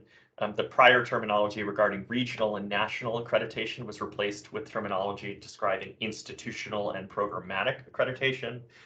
Some of the intent of these changes was to reduce the influence of regional accrediting bodies, generally the most rigorous accreditation entities in the higher ed landscape. But with these federal changes, the language that we use in our statute and rules now has no federal corollary. So we're regulating institutions using accreditation terminology that isn't recognized the way that it used to be. So principally, this concept deletes the outdated terminology and redefines post-secondary accrediting, the term post-secondary accrediting agency. It also expands the definition of diploma mill to include unaccredited entities offering fee for degree arrangements, and altering these statutes in these ways will allow the commission to further update its agency rules for the new accreditation environment. LC 464 is on HECC and institutional collaboration. This is a placeholder, so I'll focus on the problem statement that we've identified, and that is, while HECC staff engages frequently with institutions of higher ed in Oregon, rarely do institutional leaders and boards and the commission's leaders and boards engage on the topic of a shared agenda and of institutional and state interest. And so opportunities exist to continue to build trust between HECC and institutions for the benefit of Oregon and Oregon learners. This was confirmed in the recent NCHEMS report that was sponsored by institutions, where it was written that Oregon is still adapting to its new way of managing its public investments in higher education. And given the challenge of the task, it's no surprise to us being NCHEMS, that there is room to improve the spirit of collaboration and mutual trust, and that the stakes are raised for finding common ground and coherent ways forward. So this bill does not propose a solution, but it continues to allow a conversation on the topic of institutional HECC collaboration to move forward in the event that there are opportunities for legislative or statutory language to improve that collaboration. LC 466 is on our Aspire program. This concept recommends a couple of small but important changes to the Aspire program. And for commissioners' information, Aspire is the program that offers education, resources, mentoring opportunities, including one-to-one and group mentoring, activities or events that focus on career exploration, career and college research, admissions applications, scholarships, and financial aid through a network of Aspire sites and Aspire mentors, to whom the agency provides significant training and support. To bolster the program, we're adding a program goal in statute that's more encouraging of the completion of career pathways. And the legislative concept also requires that the program work directly with community-based organizations and other entities that directly serve underserved communities in all of the outreach activities it conducts. It makes such organizations eligible for grants to deliver culturally competent, multilingual programming and training. And such entities have not been affirmatively included as change agents in this work previously. Just a few more left. LC 469 is early childhood care and education grants. In 2019, the legislature adopted legislation establishing a grant program providing funds for students training for careers in early childhood care and education. And we did this in partnership with the Early Learning Division at the Oregon Department of Education, which is soon to be a standalone agency.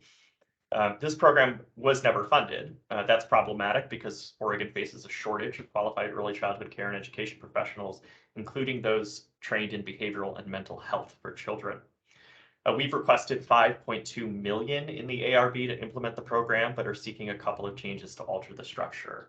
So first, this legislative concept clarifies that the definition of early childhood care and education includes those not just training to be teachers, but are also training on the topics of childhood behavioral and mental health.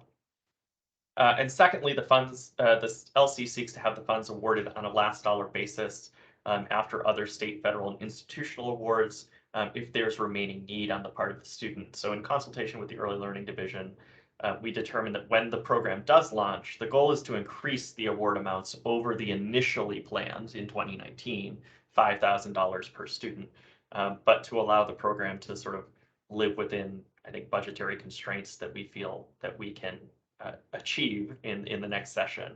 That does require us to engage in some discounting for awards that students already do receive. LC 472 on psilocybin schools. This one's very quick. I've described it, I think, in whole to the commission previously. When ballot measure 109 passed authorizing the administration of psilocybin in the state, it did not envision that the training that was provided to potential psilocybin facilitators prior to those individuals seeking licensure from the health authority would be rigorous enough that it would invoke our private career school standards. And as such, there's a indemnity clause that was included in ballot measure 109 that includes the Oregon Health Authority, and includes the Oregon Liquor Control Commission and the Department of Agriculture, and excludes HECC from any activities related to regulating this emerging sector. And so this concept places HECC alongside those other agencies as those who have some civil statutory immunity for any work that we do in this space. While we think it's extremely low risk that there would ever be a judgment against HECC for our activities in this space, because they're not, again, like with cosmetology, the activities of PCS are not psilocybin specific. They're about regulating schools as schools generally. Because HECC is the only entity that's left out of this indemnification provision, it is more likely that HECC may face some sort of challenge that's filed in the courts, even if it were unlikely to be successful. The last one of any substance before I get to two placeholders is LC 473 on the topic of in-state tuition and grant matching for AmeriCorps. So HECC oversees the Oregon Serves program, which is the state entity responsible for management and oversight of the federal AmeriCorps opportunities in the state. According to Oregon Serves internal data, a survey they did last year, almost half of the AmeriCorps members who responded moved to Oregon from another state for the purpose of doing service in Oregon. 40% of those respondents have not redeemed their federal education award, which is the award that's provided upon completion of a term of service, and 17% used their education award at institutions outside of the state. And those that responded identified in-state tuition and increased education benefits as benefits that would help them reach their education and employment goals. And this legislative concept is responsive to that survey and recognizes the benefits that would accrue in capturing more of these students in Oregon. So the concept allows AmeriCorps members that complete a full-time term of national service in Oregon, and primarily for the benefit of the residents of Oregon, to receive in-state tuition at Oregon public institutions, provided that the member does not, prior to enrolling at an Oregon institution, establish or reestablish residency in another state. The concept also establishes a match program for students completing full-time service terms. This matching grant is available to students that enroll in any Title IV financial aid eligible program, provided the student submits an application within 12 months of their completion of term of service. And the calculation is that the commission would provide the equivalent of $10,000 minus the value of any aid the student receives from federal education awards connected to their service. And it would be prorated on the basis of attendance. So students would be eligible for 1 year of this award match for each full-time service year they complete. And the award expires 4 years after first eligibility. And then the final two concepts we have are pure placeholder concepts. LC 478 is about workforce recommendations. So there was a bill passed in 2021 that required the State Workforce Talent Development Board to assess the effectiveness of Oregon's public workforce development system every even year. And so this is a placeholder that reserves space for any findings from that report that are legislative in nature to be introduced in the 2023 legislative session. And the last concept, LC 482, is a placeholder on Future Ready Oregon. Obviously, we're in the process of continuing to ramp up administration of the Future Ready Oregon program. As with any significant, comprehensive, multi-million-dollar endeavor, there are always some language tweaks that end up being necessary to fully meet the program intent. And this is a placeholder in case any of those types of language changes are identified leading into the 23 session. Mr. Chair, that concludes my remarks. Thank you, Kyle. Very well done. Thank you for the clarity and succinct packaging of this extensive list. Any discussion, before we entertain a motion? Any questions for Kyle?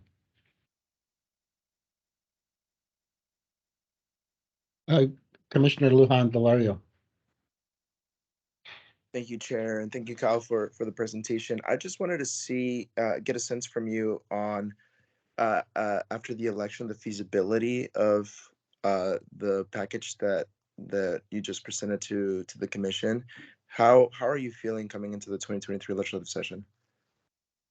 After all the dollars spent and all the noise, the legislative composition looks like it's going to be relatively similar to what it has been for the past couple of years. The Senate has officially lost its supermajority status. That's that 60% majority that's required for any sort of affirmative revenue increases.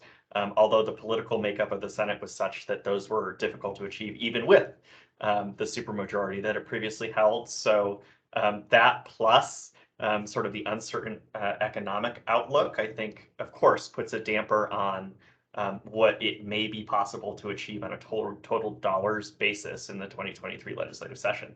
That being said, the commission always approves a very ambitious financial aid policy option package totaling hundreds of millions of dollars. I think the commission's stance has been that it wants to put forward the number that it reasonably believes is necessary for the state to achieve its higher education goals, while recognizing that the capacity of the state to fund that number in any one given year is, of course, extremely limited. And I think that's continues to be the case as we head into 2023. So I think we continue to be optimistic that the Task Force on Student Success for Underrepresented Students in Higher Education will call more attention than has been paid in the past to these issues. But that, of course, has to be sprinkled with, I think, a dose of reality about what the actual funding capacity of the state is in the immediate near term. I appreciate that. And I appreciate you also mentioning the kind of what I think mentioned in the past as well, is the HECC being kind of the entity that understands the realistic implications of what the state is facing financially and the realities of how much it would be allocated within higher education. And yet we're also the body that has to ask for that top dollar to see, to show not just the legislature, but the public, what the true cost of higher education is for the state, and for us to be able to deliver a good service to students. So I appreciate you mentioning that. Thank you, Ricardo. Commissioner Rojas Galvan.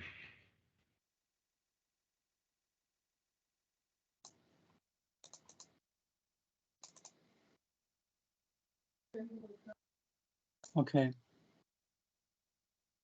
You're on mute. I'm sorry. Okay, drive careful. Thank you. Sorry about that. My question is concerning ABS, ELL, and GED. What might we have for a forecast to better support that group of Oregonians? Yeah, so I think that's a tricky question for me to answer. And if Donna Llewellyn is on the line, I would encourage her to chime in here, because we don't Affirmatively, in the legislative concepts package, we don't have anything that's directly targeting any of those programs, but off the top of my head, I'm unaware of what the commission has previously approved on an ARB basis for any of that programming or any of the activities that that Donna is working on that would lead to future opportunities. So I'm going to defer that question to her.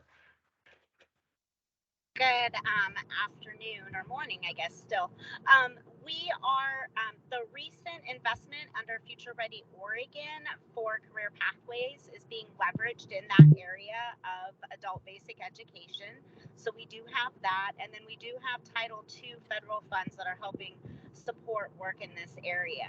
We continue to be working with our partners as well as federal funders to develop and strengthen pathways for adults in reaching their educational attainment goals. And I'd be happy to bring additional information at a future point if that would be of interest to the commission. Thank you.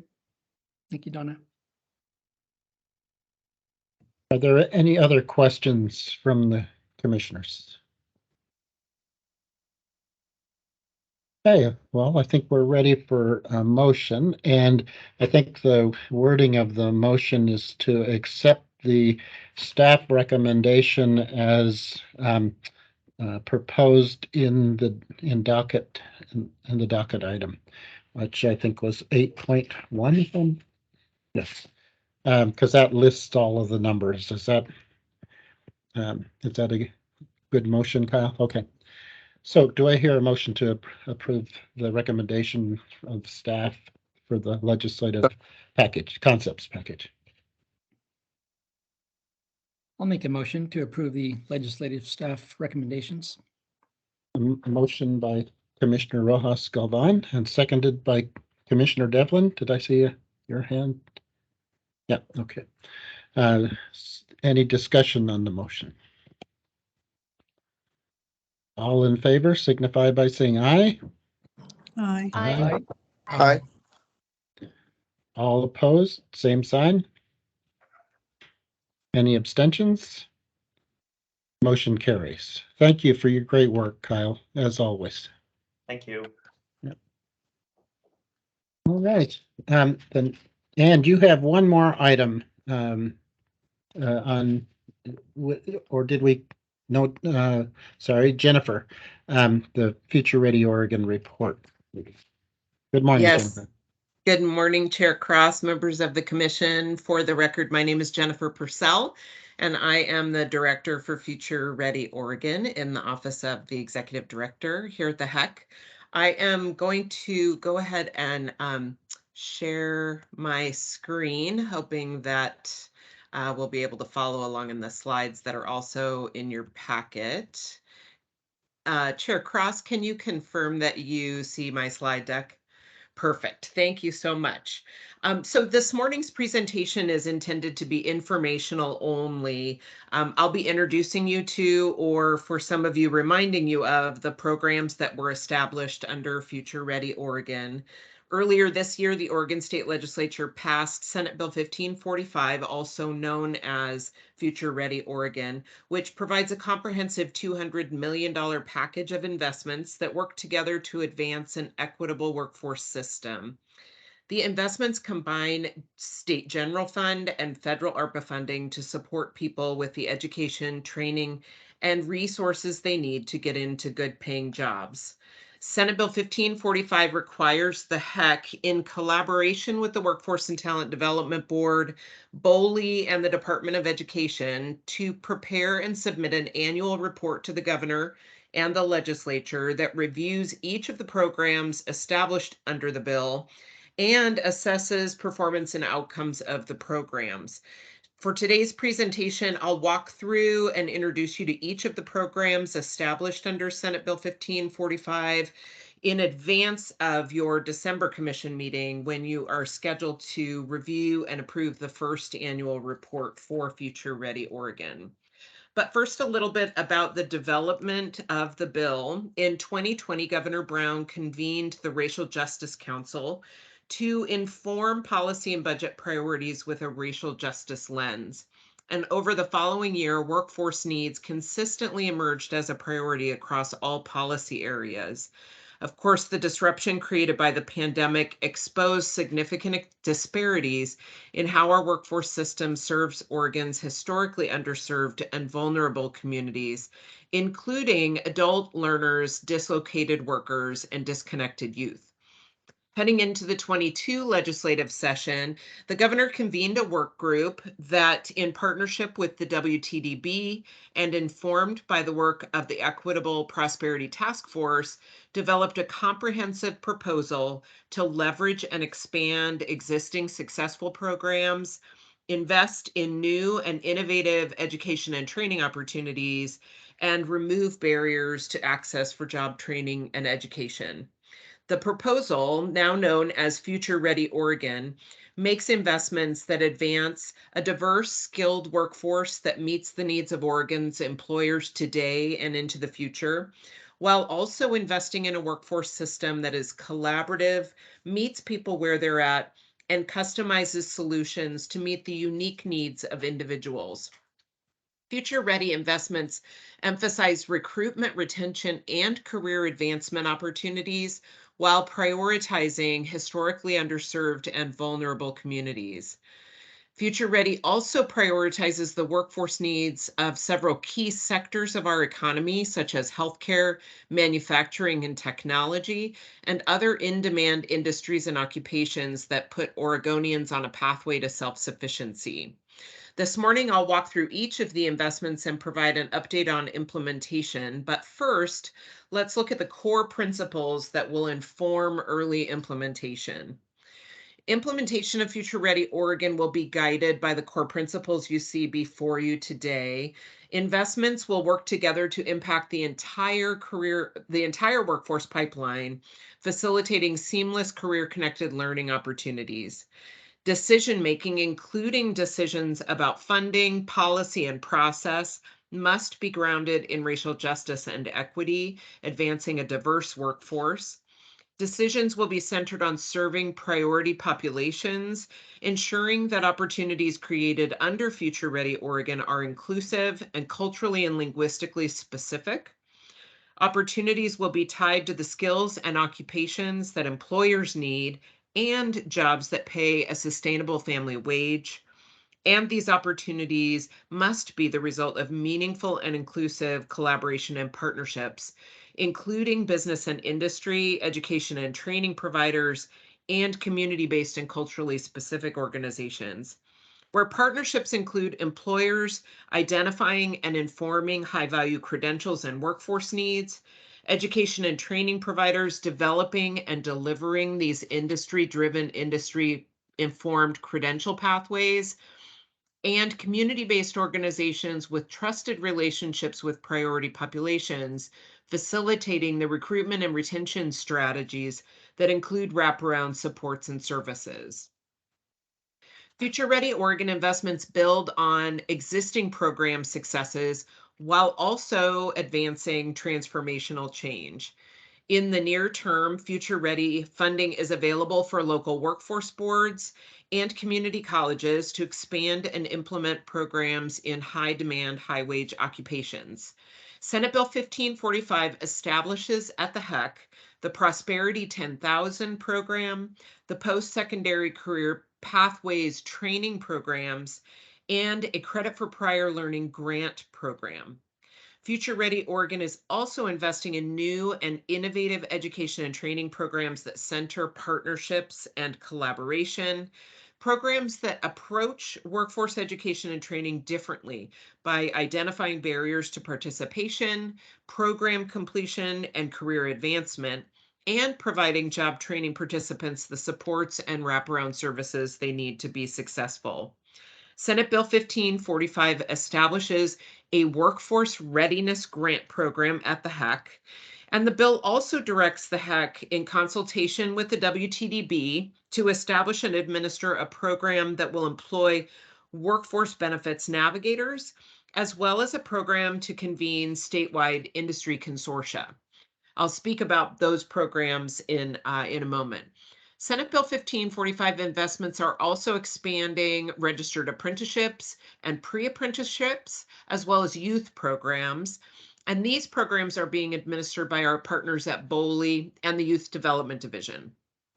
The general fund investments included in Future Ready are intended to advance innovation in the short term by leveraging existing relationships and administrative infrastructure. The general fund investments must be spent by the end of the biennium, while federal ARPA funding does not have to be obligated until 2024. It provides us a bit longer runway, allowing us to be intentional about investing in new and innovative programs and approaches. These funding opportunities we anticipate will be available on a phased or rolling basis. And the next few slides will walk through each of the programs with a little more detail.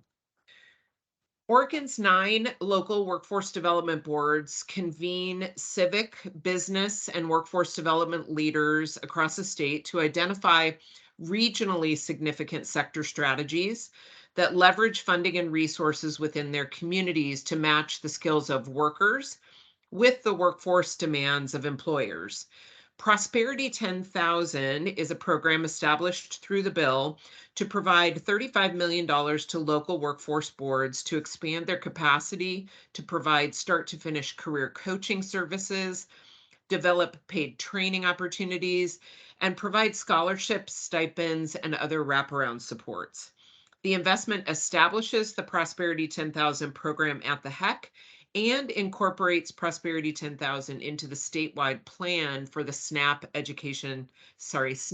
Employment and Training Program.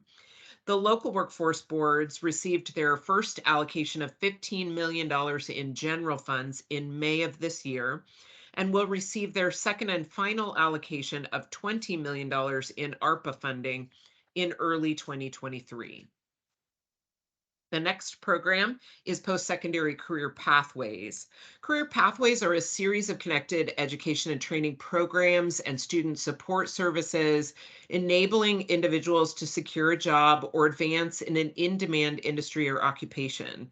This $14.9 million investment continues and expands Career Pathways efforts at each of Oregon's 17 community colleges to support an increasing demand for student support services, particularly for priority populations.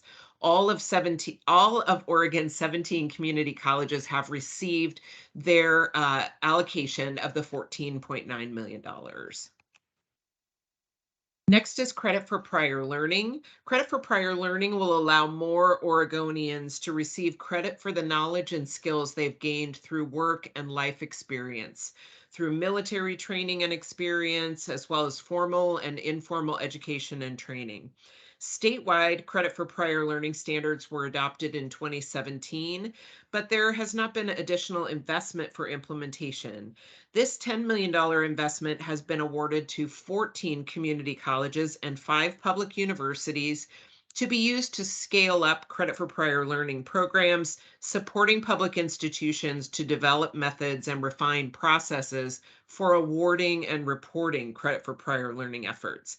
I believe you'll be hearing more about competency-based education from my colleagues in CCWD later in today's agenda.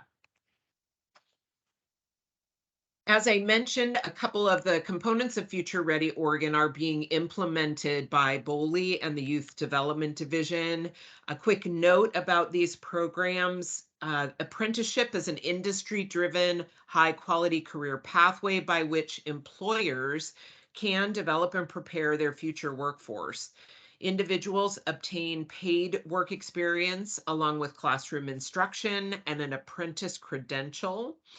And Oregon uses state and federal funds to support registered apprenticeship programs that are approved by the state's Apprenticeship and Training Council.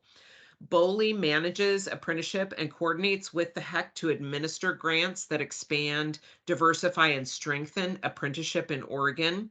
And the Future Ready Oregon $20 million investment in apprenticeships increases BOLI's capacity to recruit new programs and facilitate innovation, particularly in the healthcare, manufacturing, and technology sectors. The Youth Development Division's Workforce Readiness and Reengagement Grant programs support high-quality, community-based workforce readiness programming for young people ages 14 to 24 who are disconnected from education and employment. This $10.5 million investment expands YDD's existing grant programs, providing for expanded workforce readiness and reengagement services, including outreach, academic remediation, diploma and GED completion, along with mentoring and coaching and career exploration. The largest investment in Future Ready Oregon is $95 million in Workforce Ready grants. This investment will fund new and innovative education and training programs in the key sectors of healthcare, manufacturing, and technology. Organizational capacity building, as well as direct benefits to individuals, including stipends for earn and learn experiences, and funding to pay for education, training costs, and wraparound services are all eligible for Workforce Ready grant funding. Competitive Workforce Ready grants will be administered by the HECC in consultation with the WTDB, industry consortia, and local workforce boards. HECC will establish criteria and standards to award competitive grants to community-based organizations and workforce service providers. And as I mentioned, these grants are intended to encourage innovation and broaden the partnerships that comprise our workforce system.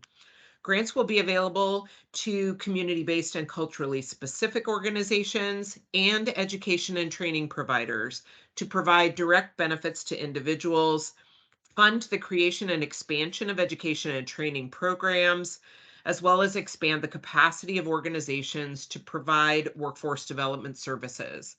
An initial round of funding was made available for the first $10 million, which is the general fund portion of the appropriation. The HECC received 146 applications totaling $74 million. And after a rigorous review and scoring process, we recently awarded funding for 42 projects.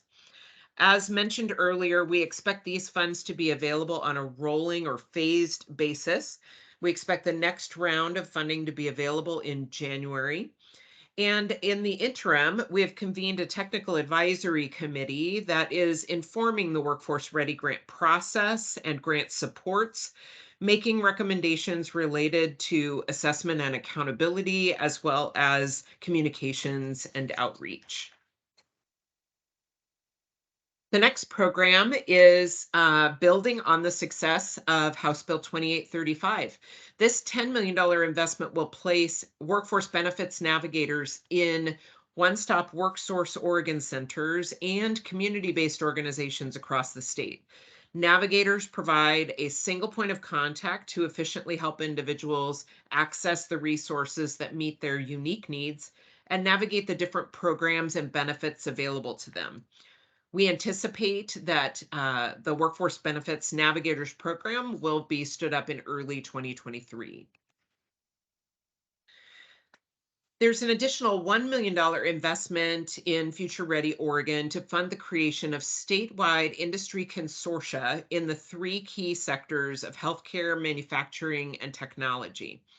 Industry consortia will be convened by the Workforce and Talent Development Board to identify industry-specific statewide workforce needs and high-value credentials, improve systems alignment, and develop recruitment and retention strategies.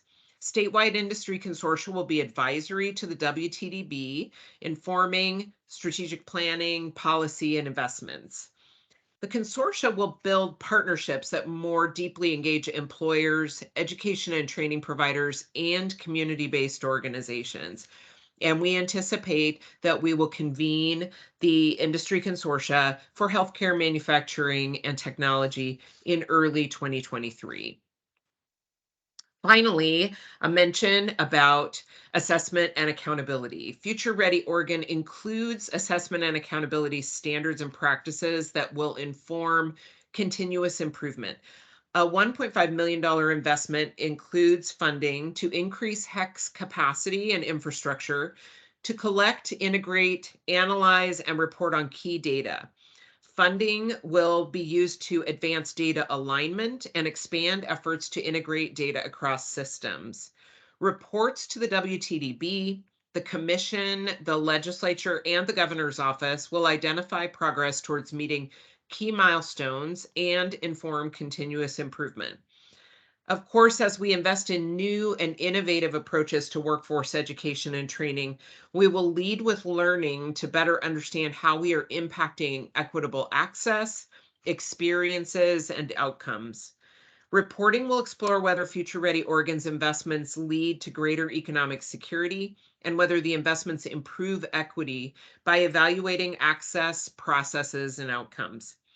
The year one report will focus on baseline data and initial implementation, including 4 parts: an introduction to the investments and a background on workforce training, a review of implementation and particularly leveraging existing successful programs and the opportunities to encourage innovation. The report will also include baseline data, including baseline estimates of statewide labor force participation and current labor market composition. We expect that subsequent annual reports will evaluate participation in Future Ready Oregon programs, including degree completion and credential attainment, as well as job placement rates, and comparing those rates to the statewide educational attainment goals and long-term employment projections, all of which will be disaggregated by race and ethnicity, age, gender, and geographic area. Again, today's presentation was intended to introduce you to the programs established under Senate Bill 1545 in advance of your December meeting, when you're scheduled to review and approve the first Future Ready Oregon annual report. And with that, I'm happy to take any questions. Are there questions for Jennifer? Commissioner Devlin.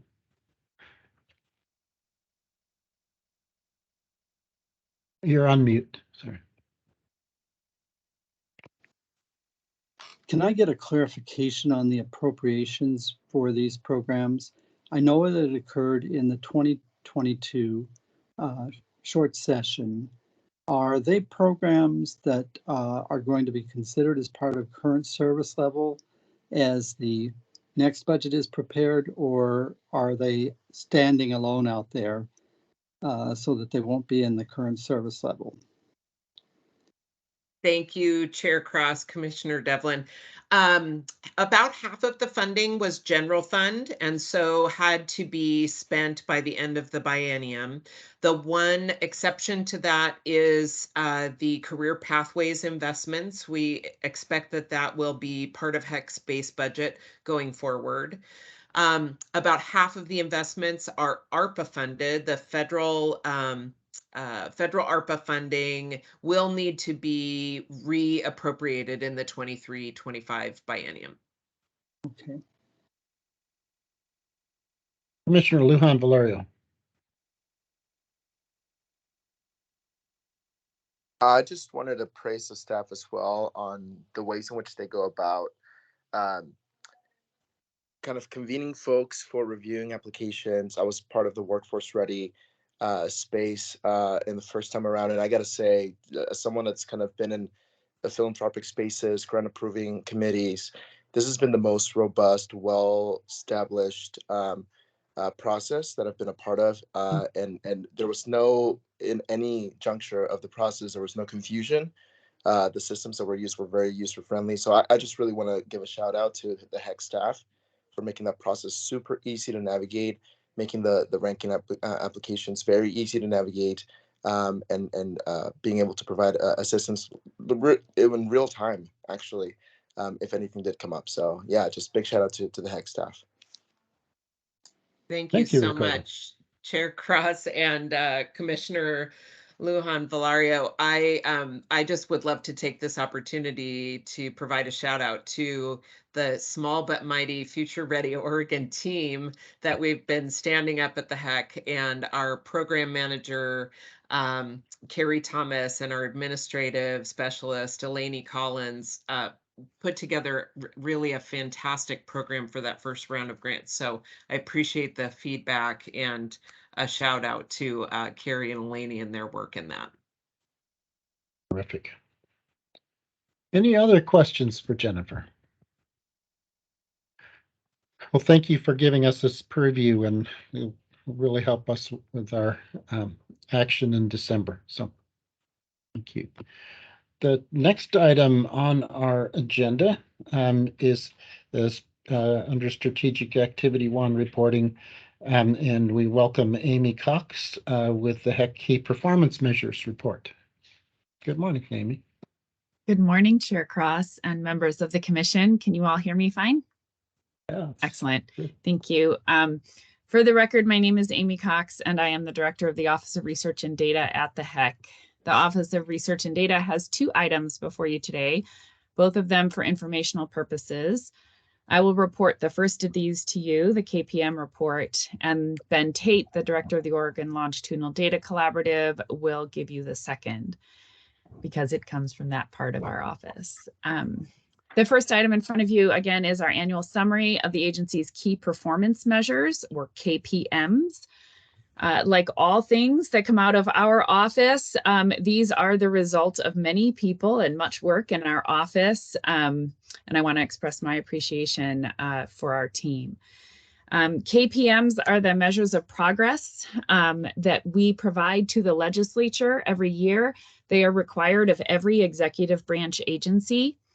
We revised ours 5 years ago in 2017 with legislative approval, and they have become in that time an annual dashboard for assessing the status of post-secondary education and training in Oregon and how we are progressing towards state goals, both in terms of educational attainment and in terms of equity.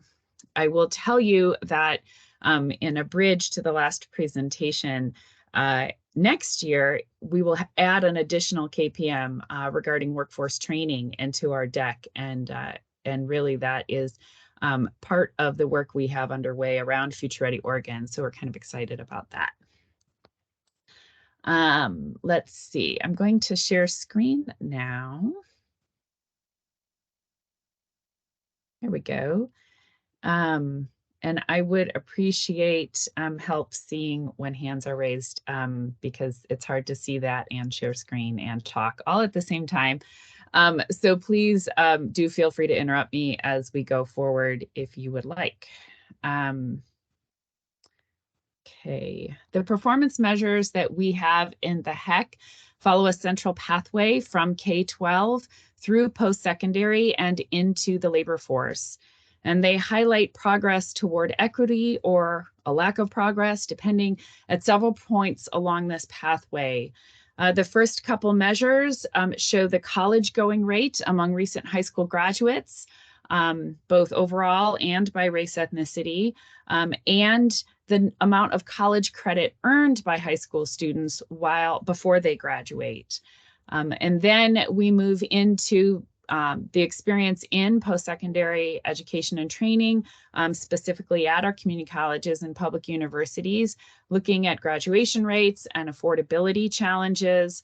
And then we look at post-graduation outcomes, at what earnings look like 5 years after those credentials are earned.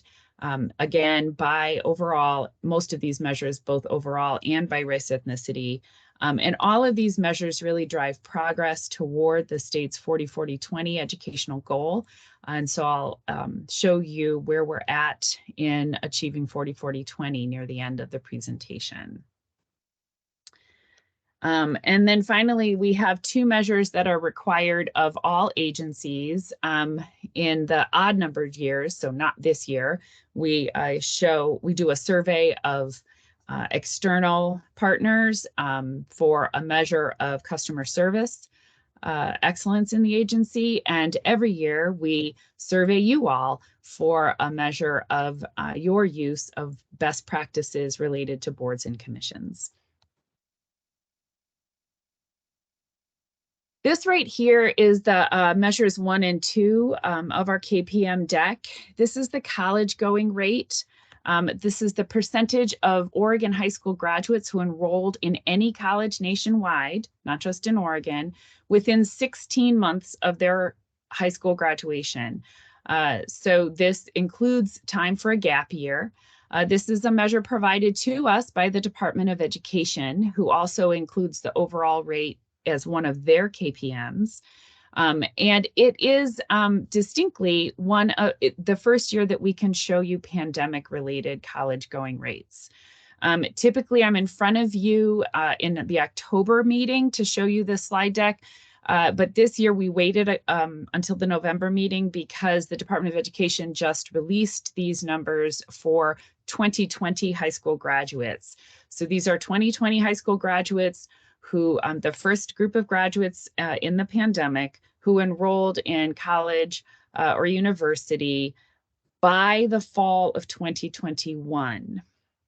And again, these just released a few weeks ago by the Department of Education. And what you see here is a decided dip in the college going rate. So for these 2020 first pandemic high school graduates, fewer of them enrolled in college or university nationwide. These are Oregon high school graduates specifically. They look at colleges and universities across the country, but these are just Oregon specific numbers. And what I can tell you is that this rate of decline is something that is pretty dramatic. State level measures don't usually change dramatically from year to year. And this is a 7 percentage point decrease in the rate. And so it's one that we're tracking and watching closely and will continue to do so in the coming years. Obviously, some of this is likely deferred college going, as there was a lot that was unknown in that first pandemic year. But we are hoping that some of this will bump back up in next year's rates. But time will tell. This is also happening in parallel with enrollment declines among youth, or I would say 18 to 20-year-olds, especially at the community colleges. The graph on the right shows the rates separated out by students depending on their racial ethnic identity. And here, what is evident is that the decline is occurring across all groups.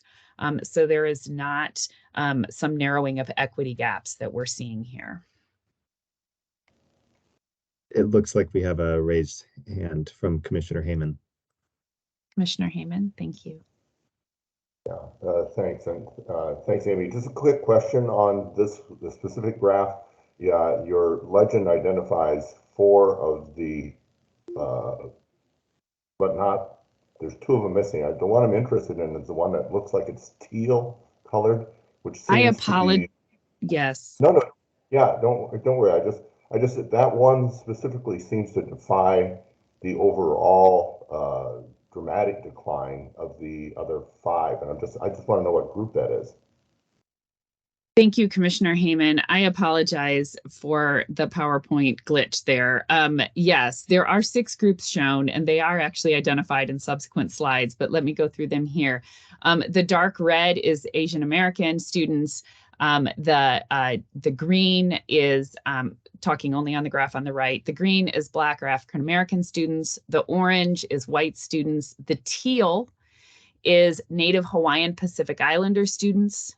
The dark blue is Latino Hispanic students, and the golden color is the Native American Alaska Native students. This is an opportunity for me to point out that the number of students in some of these groups, identifying in some of these groups, is quite small. And Native Hawaiian Pacific Islander identifying students is one of the smallest. And what that means, this is the universe of students. This is not a sampling error problem. What it does mean, though, is it doesn't take a lot of students doing something different from year to year to show a lot of change from year to year. So for the Native American, Alaska Native, for the Native Hawaiian Pacific Islander, and sometimes for the Black African American students, sometimes we'll see a lot of change from year to year that I intentionally don't smooth out in these graphs because we're showing the actual data for our actual student population. But it is something to hold in mind that we want to sort of see the broader trend, not a single year-to-year trend. Thank you so much. Sure. This graph is another measure that talks about high school students. So this is the number of college credits that we estimate high school students earn by the time they graduate from high school. And I can get into the weeds about why I use the word estimate, but the fact of the matter is this measures the number of credits that high school students are earning each year from our colleges and universities. The vast majority of college credit or accelerated learning credit earned by high school students is earned in partnership with the colleges, the community colleges and public universities. And there are some other programs that are not included here, like advanced placement, but they're not the bulk of the credits earned anyway. And what we see here is we had this sort of peak about 5-6 years ago of about 10 and a half credits earned that fell a little bit in the 2018-19 year. And then the pandemic hit. And it hit in the spring of 2020, and we saw accelerated learning really fall. It was one of the biggest declines in enrollment in the spring of 2020, and that decline sustained into the 2020-21 year. And so the fact that we have seen a continued drop or a sustained drop in the number of credits that we're seeing students earn in high school in this most recent year of data is consistent with this broader decline in accelerated learning. But it is a decline of concern, I would say. Accelerated learning has been a boon in many ways. It's not perfect nor a panacea, but a boon in many ways for students to get a leg up on college costs, to increase college going. And what we're seeing is a pretty clear decline in that number of credits earned. The next slide shows, we've talked a lot about enrollment impacts of the pandemic. Enrollment in accelerated learning, college going, been opened today talking about the fall 4th week report, which will be coming out probably Monday. And what we see is that the pandemic is appears to be affecting graduation as well. This is the completion and transfer rate at the community colleges. It is a 4-year rate. It reflects the percentage of new credential-seeking students at a community college, or at any of our community colleges, I should say, who either complete a career certificate or an associate degree, or who transfer to a 4-year institution, one in the state or one out of the state, within 4 years of their arrival on the college campus. And this rate is one we've been tracking now for 7-8 years, and it has risen substantially every year, notably, I would say. I think really reflecting in many ways the hard work of our community college partners and their investments in student success. And what we saw in this most recent cohort, which now dips into the pandemic time, is the first decline in that completion and transfer rate. So it's 1 year of data. We should take it as 1 year of data, not a long-term trend, but at least for students who were enrolled when the pandemic hit, we are seeing a slight decline. It's not a big decline, but it's a 1.5 percentage point decline from about 52.5% last year to about 51% this year in completion and transfer. This graph also shows the trend in this rate across racial ethnic groups of students. And here you see the sort of volatility in the rate, the way it can change quite a bit from year to year for some of our smaller groups of students, as I mentioned earlier. But I think the bigger question is, are the equity gaps narrowing? Are we seeing some progress in equity, whether or not the most recent year of of data show a decline. And that's what this bottom graph is showing you. What we've done here is something different than you've seen in the past, for those of you who've seen this presentation before. And it is a way to compare across the different groups of students how much improvement in completion we saw during this 8-year span. And the two bars at the right, the orange bar and the gray bar, represent white students for orange and all students for the gray bar. And what you might think of is that's sort of a comparison group. So if equity gaps are going to narrow, they're going to we're going to have to see more improvement or a higher bar for underserved students than for the white students or the students overall. And what we see here is some evidence of that. For African American identifying students, for Hispanic Latino identifying students, for Native American identifying students, we're seeing more improvement than for students overall. I say that though with a caveat that remember that Native American identifying group is small.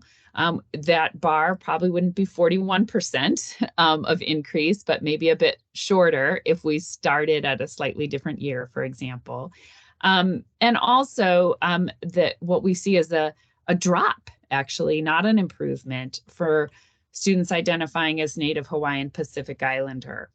I think that, again, that's affected by which year we start with or we're comparing with because of this volatility across years. But what you can conclude is that certainly equity gaps are not closing for that Native Hawaiian Pacific Islander identifying group, but that they have closed some for some of our other underserved student groups. Amy, is the legend, the years, is that correct? That should be a different 8-year period? It's the entry year. Chair Cross, it's a good question. And it is always a challenge in presenting graduation rates because not all students graduate in the same year. Yeah. So we track a cohort of students and they might graduate in 1 year, or they might graduate in 4 years. And so we label it with the year they entered. A good question. Thank you. Got it. Thank you. The story at the public universities is a little different. Here we've seen graduation rates continued to rise during the pandemic. They rose about a percentage point for students overall in the last couple years. And again, across that bottom axis is the entry year. This is the freshman year, and we track first-time, full-time freshmen over the course of their time at the public university and see how many of them graduated with a bachelor's degree within 6 years. And the percentage here has also risen steadily over this time. Over the last decade, it's risen from 62% to 68%. And we've seen some of that increase in some of our student groups too. Most notably in our students identifying as Latino, Latina, Latinx, or Hispanic, we've seen a pretty big rise in graduation rates. And you see that in the fact that in this bottom chart, these students have the highest bar that shows the most improvement in graduation. And it is a greater amount of improvement compared to students overall. But for other students who are underserved, for our African American students, our students identifying as Native Hawaiian or as Native American, they are not showing as much improvement as white students or as students overall during this decade. So here, what we're seeing is graduation rates continue to rise even into the pandemic, but the equity gaps do not appear to be closing, at least not for all groups. This measure is a measure of affordability. So what happens when students are in college? Of course, the Commission spends significant attention and priority on trying to address the affordability crisis in our colleges and universities. And this is a measure of that affordability. And this is a measure of how many students are facing unaffordable costs. So the goal here is we want it to be no students. We want to be able to tell you 0 students face unaffordable costs. And what I can tell you is that over the last decade, the rate has improved a little bit, but not a lot. It has improved slowly, I would say, in the last decade for probably 2 reasons. One is the increased investment in higher education from the state since the last Great Recession. And that is sort of the good news story. The not so good news story is that especially in the last year, again, since the pandemic, we have seen fewer low-income students enrolled at our colleges and universities. We measure this with FAFSA data. And what we see is that there are proportionally fewer students from low-income backgrounds included in this measure. And of course, if the students remaining are less likely to be coming from low-income backgrounds, they're more likely to be able to afford the cost of their education. And so that's sort of the bad news story here. By equity, what I can tell you is that this is an interesting measure. More than any other aspect of higher education that we track in our office, this measure has the narrowest equity gap. And another way of thinking about that is simply that students across the board are facing affordability challenges in higher education. The question about whether or not those equity gaps are closing, we've tried to represent for you again in this bottom graph. And here, just like previously, if the bars for underserved students are bigger, then the improvement's happening at a faster rate. But we don't really see that here. We see proportional improvements or for the most part, lower improvements compared to students overall.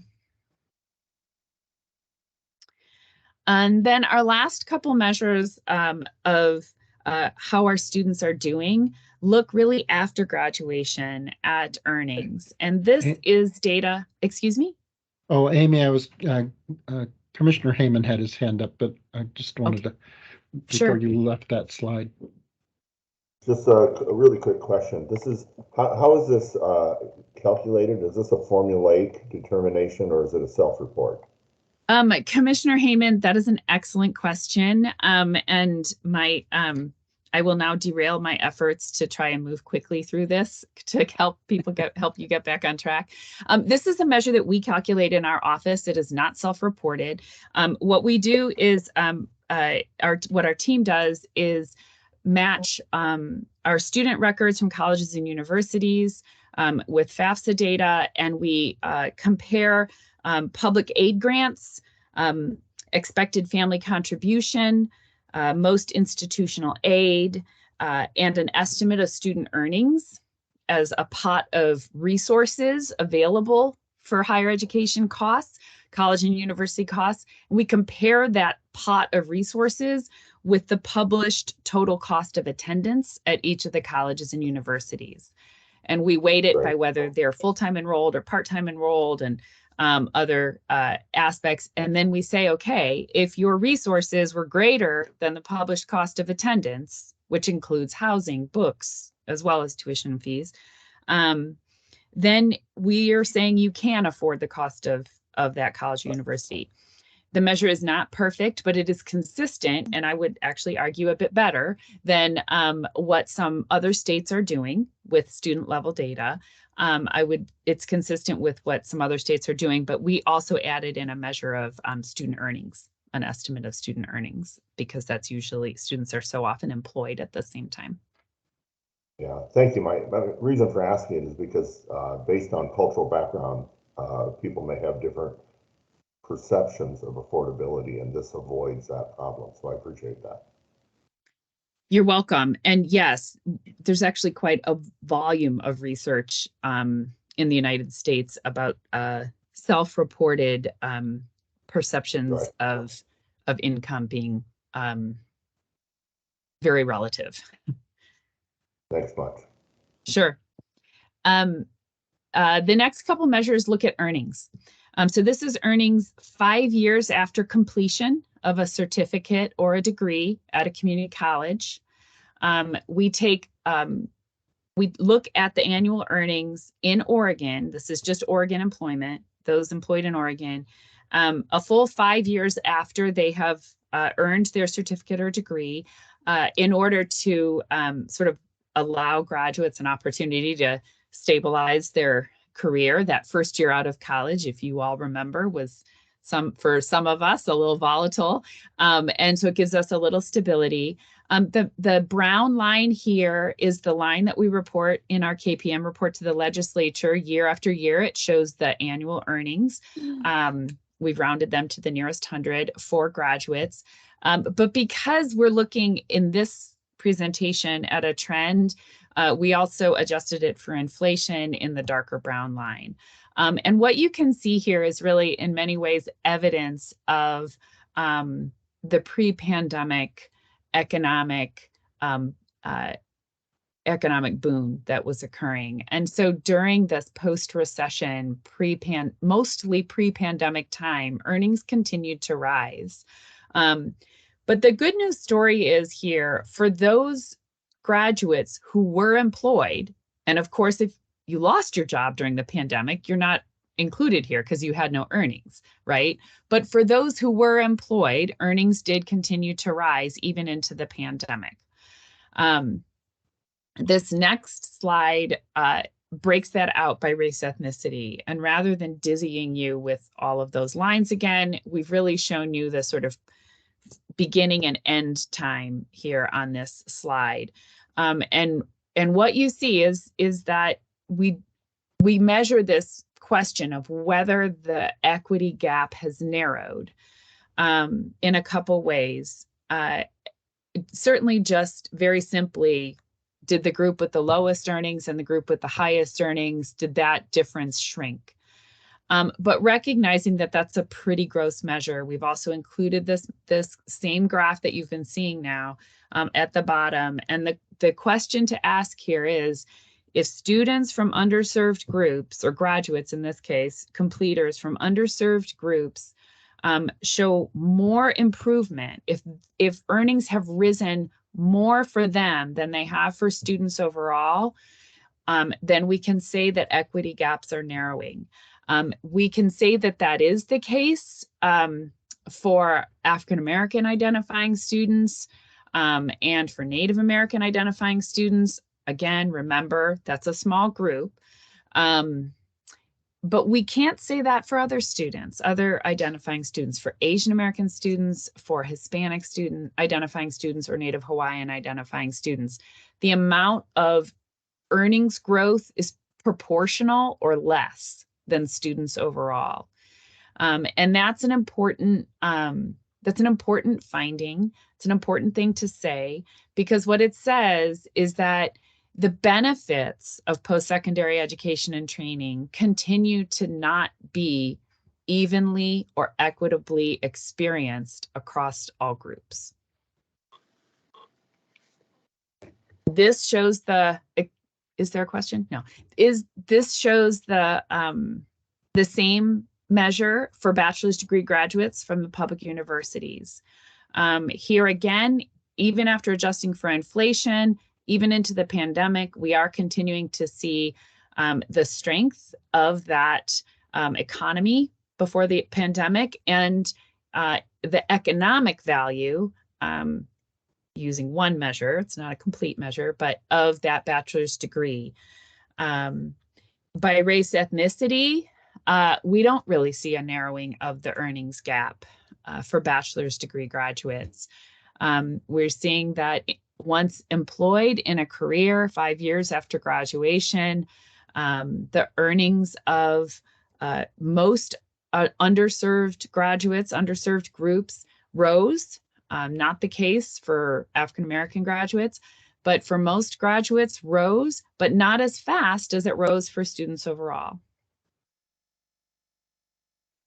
So all of this, as I said, sort of leads us into 40-40-20, which is now a slightly different measure. 40-40-20 measures the percentage of the young adult population who may have graduated from an Oregon public university or community college, or may have moved here from another state, but of the young adult population aged 25 to 34, the percentage of them across the whole state who have a bachelor's degree, an associate degree or career certificate, or a high school diploma. In the report to the legislature, we only had 2020 data, but then the 2021 data came out in time for this presentation. So I've added them here, and it's actually quite helpful.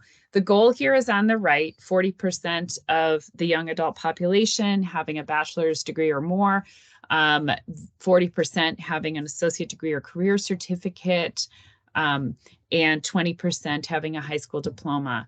And what we can see is that after increases in the first 5 years of this 12-year span here, it was pretty stable. We were not seeing much improvement in the proportion of the population, much increase that had a post-secondary credential, although we were seeing improvements in the high school graduation rate. But in the most recent year of data, 2021, we did see some improvement. These data come from the census. They're based on a large survey the census does every year. Because it's a survey, there's always the possibility that there's some survey error here that can change year to year, but it's a large survey and it's a well conducted survey. And I think there is some good news story here that in the last couple years, we have seen some increase in the percentage of the young adult population with a post-secondary credential. But where we're not really seeing a lot of change is in that some college no degree, some college no credential group, the light blue bar, which has remained pretty stubbornly at around 18 to 20% for this entire period. Now, our KPMs do not break this out by race ethnicity, but I wanted to show you the data for that anyway, and I have it both here for 2020 and 2021. A comparison is always somewhat problematic because the census does not release these data separately by age group. So this includes the entire adult population, including people who are retired, in each of these groups, not only the young adult population, but it is still really, I think, important to see because it illustrates the really large gaps in educational attainment that Oregonians have. And one measure of why so much focus is on trying to close these gaps in college and university. And then lastly, this is a measure of your use of best practices from a survey we sent out to you, and I can go through these, but I'm also mindful of time and wondering if perhaps I should pause and open for questions. We do have a question from Commissioner Lujan Valerio. Thank you, Chair Cross, and Amy, thank you for the presentation. I just have a question on both slide 6 and slide 13 on the Latina population. I mean, they're pretty staggering data points on the completion rate for the Latina community in four-year institutions. That increase, that's kind of pretty significant. I'd love to hear about some indicators of what might be a cause of that 23% increase. And then similarly to the last slide, that 30% of less in high school seems pretty staggering too. Do you have any context to how that's impacting the Latina community? Why we're seeing such a significant rate amongst the Latina community compared to other communities? Commissioner Lujan Valerio, yes, I think those are just spot on questions. And let me add a little context. So in terms of graduation here, what I can tell you is that at both the community colleges, here you're going to see this blue line rising, and at the public universities, this increase in graduation or completion and transfer at the community colleges and graduation at the public universities among Oregon students who identify as Latino, Latina, Latinx, Hispanic. The proportion of students, the number of students at our institutions during this time who identify in this community has risen dramatically. And if I were to surmise, what you're asking me to do, I would surmise that that additional presence on campus, combined with efforts at the institutions, has helped drive improvement. I think that I think improvement requires absolutely changes in practices and investments. I think there's also a lot of at least anecdotal or qualitative evidence that not being in a very having compatriots and having others to form a community to walk through a predominantly white institution with is beneficial for students. So I wanted to say that about graduation. And then in terms of, here we go, in terms of 40-40-20 by race ethnicity, yes, this is where the age, I think, is a really problem. The lack of age breakout or age filtering is a problematic measure in this. And it's part of why we didn't include this as an official KPM, but we present the data to you anyway. And that is because what we have from the census is all adults age 25 and older. So as this growth of students identifying as Latino, Hispanic has occurred in our community colleges and public universities, it's also occurred in our state, right? And so, and many of our Latino identifying Oregonians are, not all by any means, but many are immigrants from communities without high educational attainment. And so like historically many immigrant groups, educational attainment often rises generationally. But here it includes many generations. And so I think that's part of what you're seeing. That makes a lot of sense to me, Amy. Thank you for giving more context to those data points. I think I'm excited to see the continuing investments from institutions and the state on increasing kind of the culture and the environment for Latina communities and other BIPOC communities to be seen both in the classroom and within the institution overall. Those trends will just improve as we see those changes happen in higher education. And in terms of just the graphic that you just mentioned, I think multi-generational stability in higher education is important too, especially as we continue to think about what is a non-traditional versus a traditional student in higher education. I'd be interested to continue to explore what it means to actually reach out to those immigrant communities, Latina communities that would qualify as non-traditional because of maybe their age range or the fact that they went through early education in a different country, and how we can better expose them and introduce them to either credentials or opportunities here in Oregon, so that we can make that percentage point a bit more better. Thank you, Commissioner Lujan Valerio. Any other questions for Amy? Amy, a thorough report as usual. Thank you so much for your time and effort on this. And the next item on our agenda was the Educational Pathways Report. And we're going to table that until our next meeting so that we can move on to our action items. And we will hear the Educational Pathways Report in December. So that brings up Tom Reel and Jim Pinkard for the Klamath Community College Emergency Board funding request. And this is a recommendation, a do pass recommendation coming to the full commission from the FNA subcommittee meeting yesterday. Tom? Yes, Commissioner Cross and rest of the commissioners. For the record, my name is Tom Reel. I'm the Director of Operations for HECC, and I am bringing this funding request for approval to submit it to the December E-Board. It is a request from